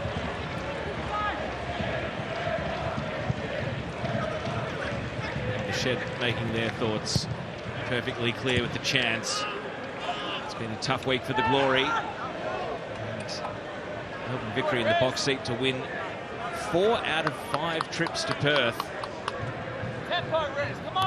It must be said, they have stayed loyal, the Glory fans. They still see themselves as a big club. They want to be great. They want the Glory days to return. Well, they are a big club and they should be a successful club.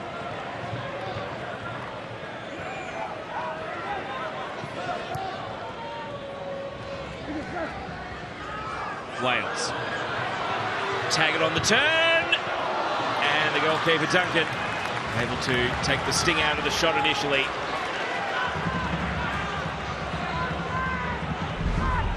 Well, again, it's Wales and Taggart that are causing any problems that Melbourne Victory are having. It's coming through those two, not surprisingly. Taggart now with a real sider on goal.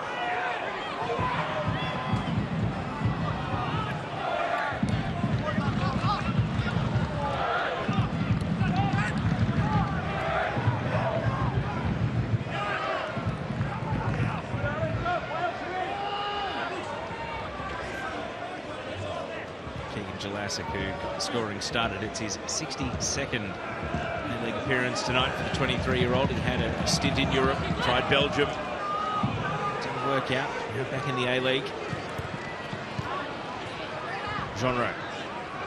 Burgos's layoff, kicked off by Bozanovski. Now Despotovski.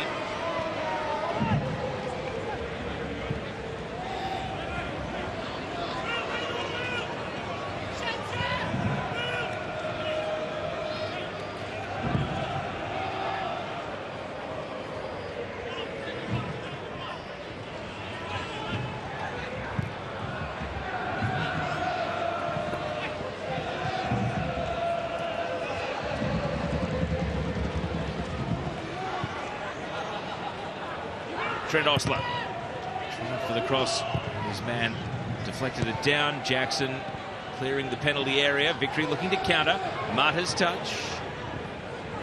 And Grimaldi turning on the ball. The winner throw in.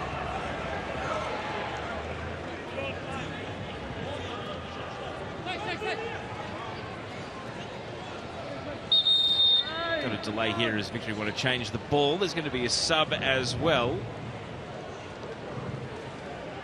Whose number is up, though?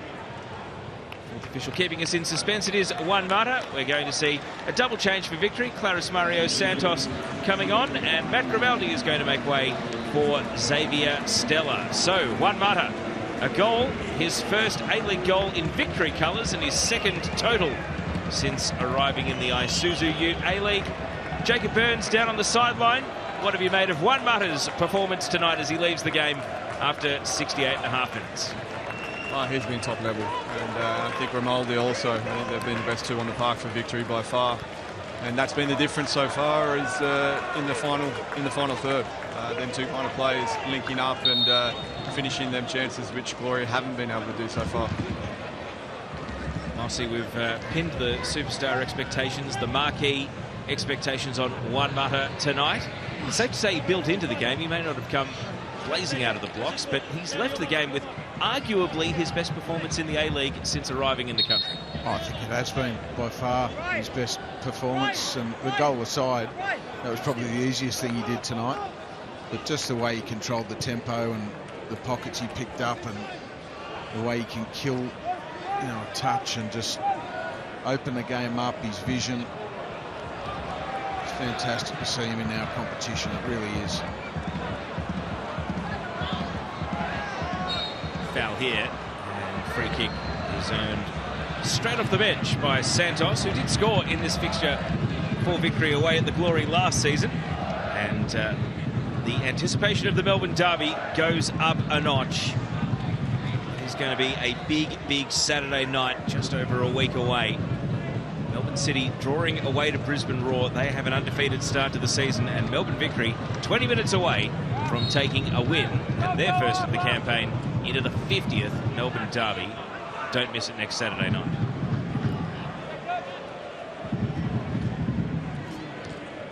Well, I think the key for Arthur Diller's now, in his final 20 minutes or so, just see how this unfolds. Santos, first meaningful attack for him off the bench, and he wins a corner. Yeah, will be good habits and making sure that they keep a clean sheet. Go for the third when they get the opportunity, but he'll be making sure that there's no sloppiness. They can't afford anything. They need to be right on top of their game going into that derby. I'll tell you one thing he would love, Nikos Burgos to break his goal drought right here and ease the pressure going into derby week. Yeah, that's right. There's no doubt. The pressure will be eased by the result. The pressure on the coach will be eased as a result of the result. Juan Mata's got off the score, off the mark, I should say. And now for Burgos, it's a very good point. Yes, there are 20 minutes to go. 2-0 can be a dangerous scoreline, but Victory would love a third. Right here, underneath Genreau's corner, outswinger, a scrap. It's not away yet. And Santos, in his eagerness to go for the overhead kick, for a second I thought he might have caught Davidson with a stray boot, but there's a thumbs up there from Jason Davidson. Well, he nearly put his own player in the back of the net there with a spectacular.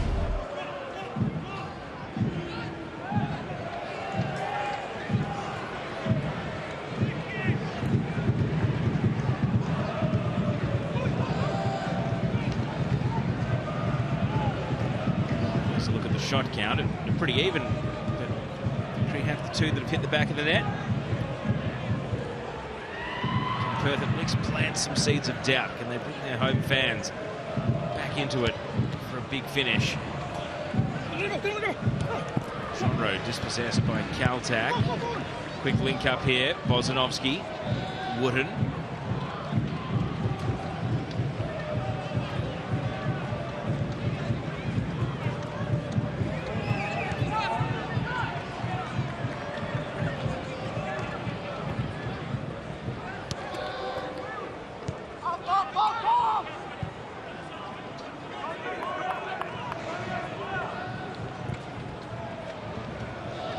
Oslo retrieves Wooden's pass back to Kaltak.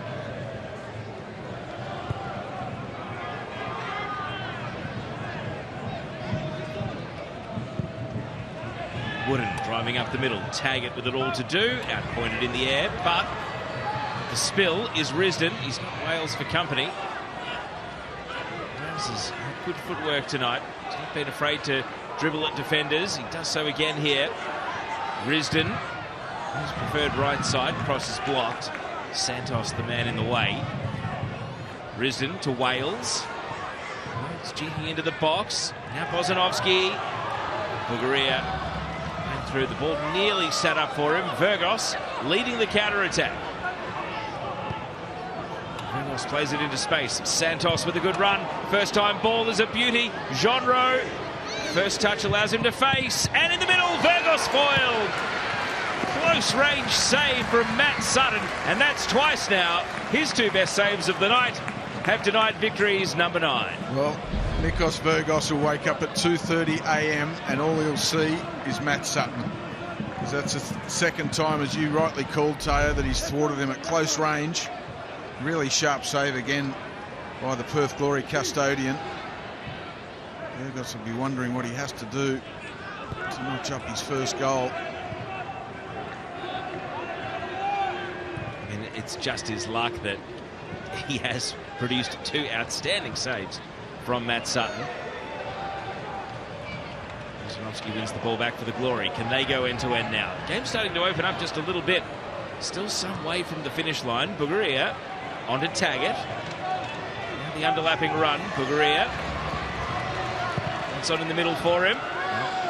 Just the header from Stella initially, and that allows Victory to clear, albeit only to Kaltak. Risdon, Taggart. Well, he fashioned his own chance, and then the ball bent the wrong way off his foot. Well, he's certainly huffing and puffing as much as he can, Adam Taggart, as he does every single week. That chance gone begging when Adam Bulgaria didn't beat the first defender. That is a snapshot of Perth's night. They got into a really good area. There were runners in the box. It was the phase before Taggart just had that shot. And the quality of the delivery just wasn't there from the right-hand side. See Jason Davidson trying to keep the energy high. Seasoned professional, well aware that a switch off leaves Perth with plenty of time.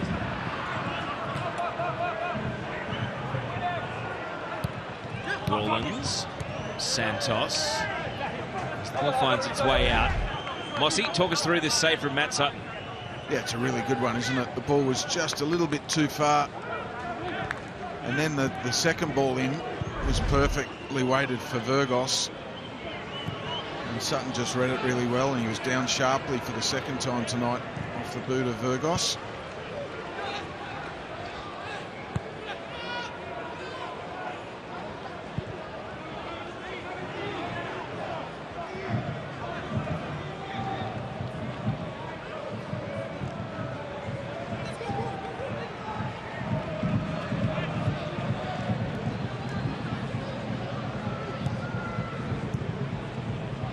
Osler's going to have to pursue here. Davidson hooks the ball, bending along the line. Contacts header. Freeney. Wooden. Sees Wales. Wales loses possession. Victory now with a bit of energy, driving forward. Santos. Here's Virgos. Picks his mark and it's blocked away. Well, they're doing everything in their power to get the ball to Virgos, aren't they? In front of goal. His teammates will want him off the mark as well for his confidence.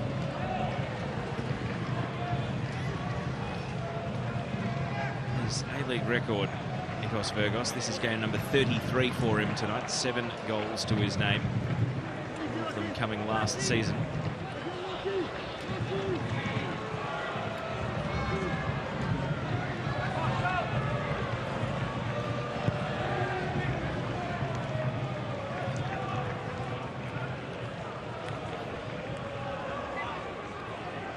Freeney.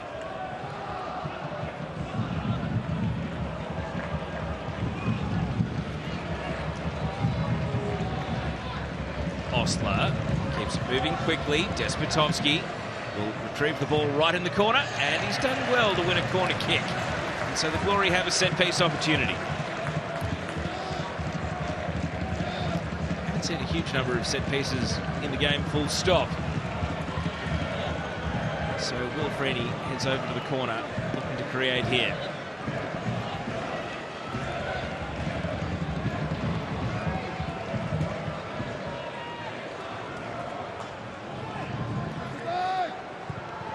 In swinging corner.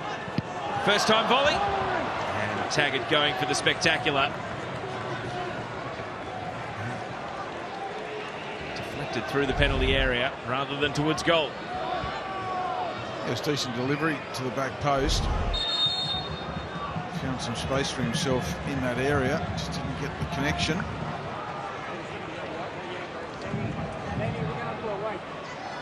Double change coming here for Melbourne Victory. Might even be a triple change. Jing Reese and also 18-year-old Oliver Dragicevic, who only made his debut in stoppage time away at the Newcastle Jets last weekend, coming on at the end of a 5-2 loss. So big moment for the youngster, former Melbourne City junior, who came to prominence in NPL Victoria playing for St Albans, and former A-League player Cam Watson as his coach. And he gets a chunk of minutes here. This will be a proud moment. It's not his debut, but it'll be the first one where he actually gets on and gets a chance to play some minutes. And Nikos Virgos is probably the player who wants to leave the pitch the least of anyone as his number comes up for Jing Reese, who, to be fair, is on his own streak of 18 games without a goal in the A-League himself. So Virgos will leave frustrated. He'll be looking to take that out on the derby. And first minutes of any real significance in the A-League for Oliver Dragicevic, who only just turned 18 earlier this month.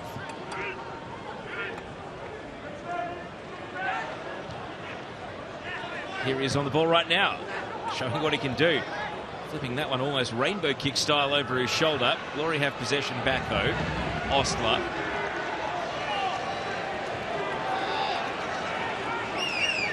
Look, I think the thing that any coach will tell you when it comes to a Nikos Virgos is he got himself into good positions tonight and could have, should have, on another night probably would have had 2 goals. So that's a positive. If he keeps getting into those areas, he will score goals. If he keeps getting the service he got tonight, he will score goals. Just tonight wasn't to be. As I said earlier, I think you'll have some nightmares about Matt Sutton. We've ticked into the final 10 minutes here. Wales has Risdon.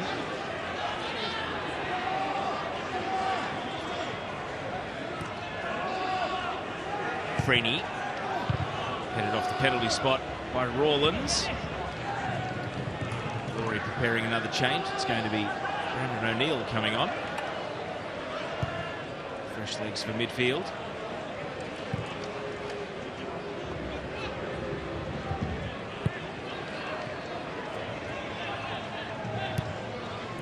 Kaltak finds Bozanovsky. It's a nudge from Jingrees, and that's enough to win the ball.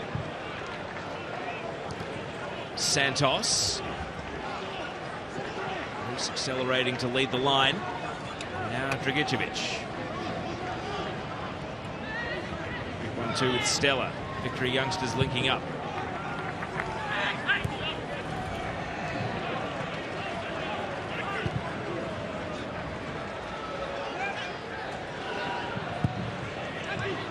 Ball over the top. Jingrees chasing here. Wooten wins the header.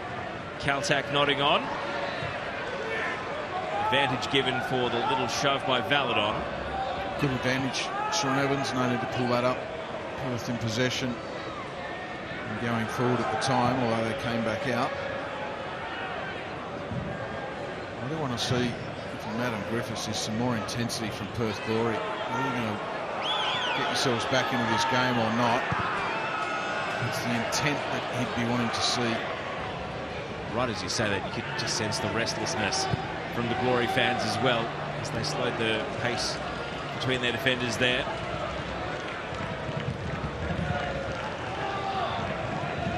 Might wait on this pass from Wooten. It's cleared to Santos in a 50-50.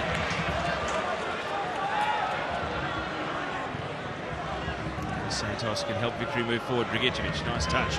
Gets himself out into open space. No shortage of confidence from the 18-year-old. He gets a hard body check from Taggart there. And the referee is not going to wave on this advantage. He's going to bring things back and pay the free kick. And just throw it down to Jacob Burns as we look at the foul here. Because, Jacob, how did you sum up the mood on the Victory bench as Virgos came off? He looked pretty shattered to be leaving the game, but what was his reaction as he went and took his seat among the subs? Yeah, he's pretty disappointed. Yeah, if it wasn't for Sutton in there, he would have had a couple and opened his account. But you're right in saying that he's getting himself into incredible positions, and he probably would have wanted to stay on longer. As his game gets stretched, I'm pretty sure there've been a lot more chances coming his way to get off the mark.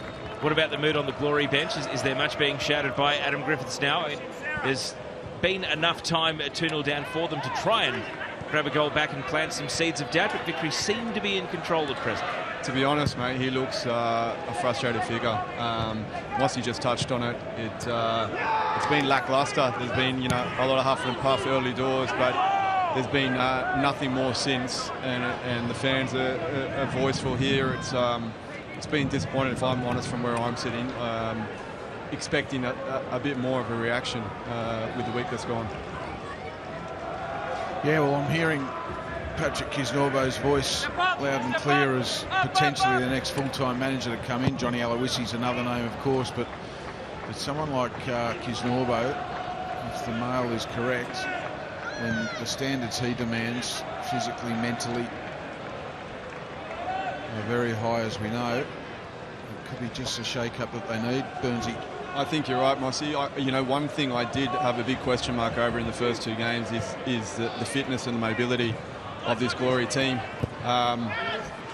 Adam's demanding the fullbacks to get higher. He's demanding more from in there. It actually looks like they physically can't do it. So if it is someone like Patrick or whoever it may be, I'm sure they're going to have to address that to make the team be able to get box to box and be a little bit more clinical in there, but to be able to win the battles in the middle of the park for sure.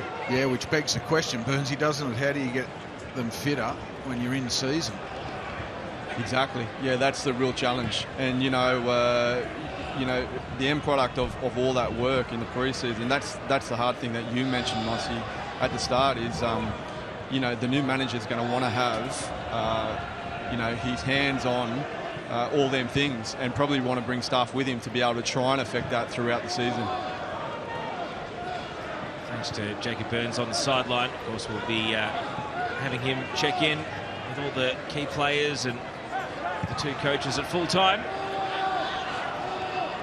Here's the Paramount Plus Player Index. Juan Mata has built himself, you'd have to say, a winning lead at this point of the night.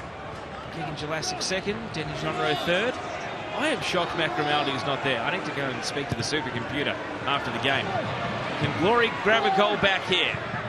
Wales challenging, as is Despotovski.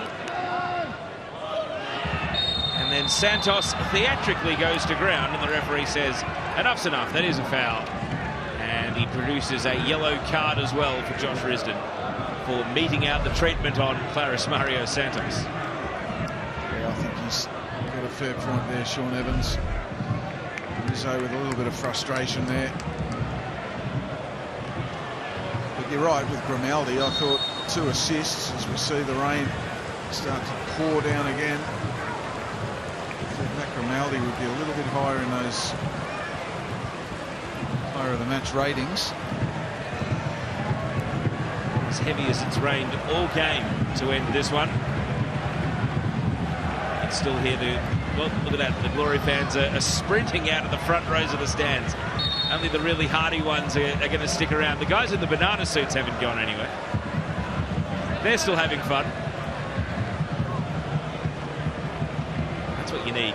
You need the guys that are going to, I imagine, tell everyone at school on Monday about how they toughed it out in the worst of the weather. Now, unfortunately, Josh Insera is down late here, and Seb Esposito has been summoned to play the last 2 minutes.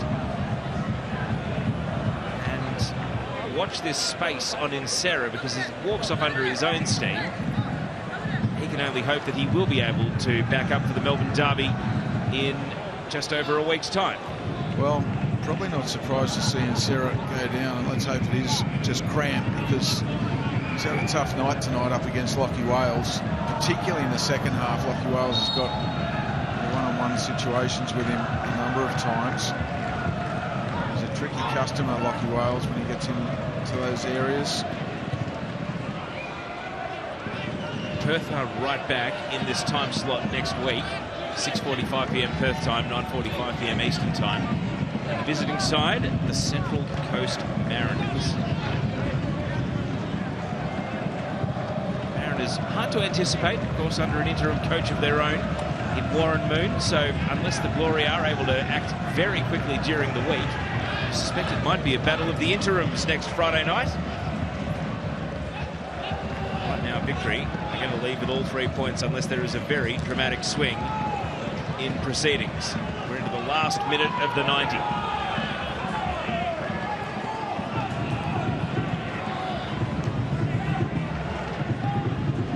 Wales, killer pass, and the chance is side netting agony for Despotovski. Well, he's just got to do better. Despotovski, young player, of course, in those areas. Look at Lachie Wales again, the creator supreme for his side tonight.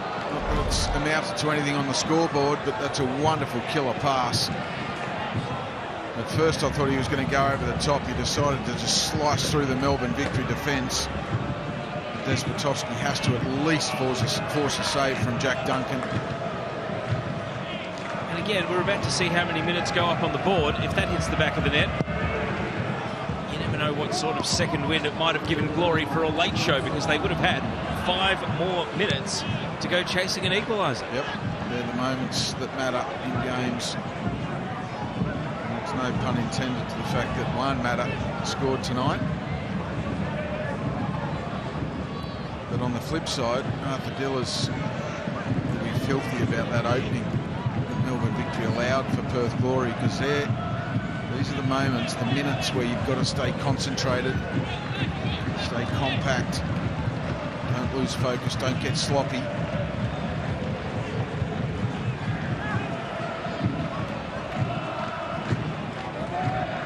Wales hasn't stopped trying for Glory's cause tonight.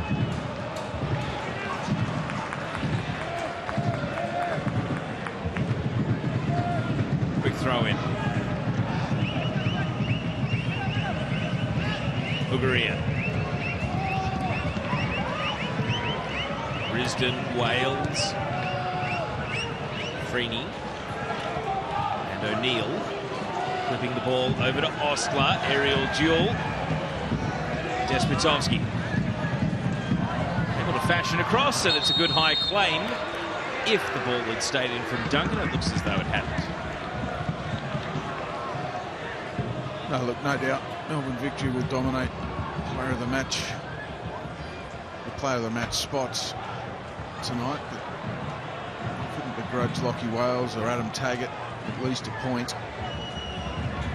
They've certainly been the standouts for their side, a beaten side on the night.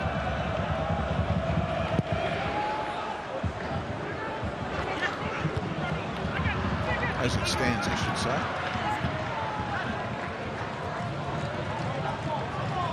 2 of the 5 additional minutes have ticked by. Wooden. Up the middle he goes. Jackson's header. Jing Reese is going to chase after Scott Wooden here, or good bounce to deal with, but deal with it he does. I know there's a week of build-up to go, Mossy, but what's your early gut feel about the Melbourne derby? If Victory do get to the finish line here without conceding, it'll be 2 clean sheets to go with their first win of the season, while Melbourne City are unbeaten, but 2 of those 3 results are draws. It's a coin flip, really. Yeah, it is. It is. I think probably Melbourne City have shown a little bit more quality in the opening rounds than Melbourne Victory, but it was a little insipid this evening up in Brisbane. It's that game that I saw. So yeah, it's there for the taking. There's no doubt about it. This win will give Melbourne Victory a lot of confidence and just relieve a bit of pressure during the week so they can just focus on their preparation. Not that they don't generally dominate the derby. It's their home derby, so they definitely will, because the members will be in their regular seats and what have you. I can't wait. We've obviously had the F3 derby and we saw what that dished up. Game of the season in the very first weekend. Pretty high bar, isn't it? It really is. And we've got the Melbourne derby. There's a New Zealand derby. There's a Sydney derby just around the corner. How could you take your eyes off this A-League? Bugaria. Taggart's going to get onto the crumbs here. Turn across into the box again. Jackson's been good in the air tonight. Into the last minute of 5 additional then. Bugaria wins a free kick. Just beyond shooting range though. Stellar argues his case. Mind you, in the slippery weather, maybe it's not beyond shooting range.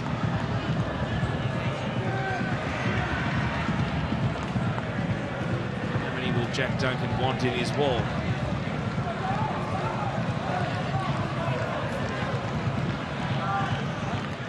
Three is the answer. So Freeney's the left-footed option, and Brandon O'Neill the right-footer, standing over this set piece. Glory with only seconds to play with. Freeney lifts it in, and out it goes off Scott Wooden, and that might be that. Melbourne Victory set to win away in Perth for the 3rd A-League fixture in a row, and their 4th out of 5. What was historically their most difficult away assignment is starting to become an annual 3 points in the Isuzu UTE A-League men's. And on the night that Juan Mata broke through and scored his first goal for Melbourne Victory, it is a 2-0 win on the road. Goals almost at identical points of each half give Melbourne Victory a first win of the A-League season and their 2nd clean sheet, and a heap of confidence going in to the Melbourne derby. For the Glory, no new manager bounce, and the full-time score is Perth Glory 0, Melbourne Victory 2.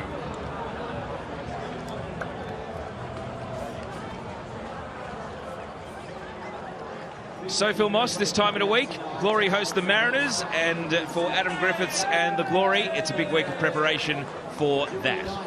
Yeah, that's right. It's a massive week for the club, isn't it? Can they get a permanent manager in, or are they going to give the job to Adam Griffiths? Some decisions have to be made. I think the decision on David Zdrilic was left way too late. If they were going to pull the trigger after 2 rounds, why not at the end of last season? But that's been done now.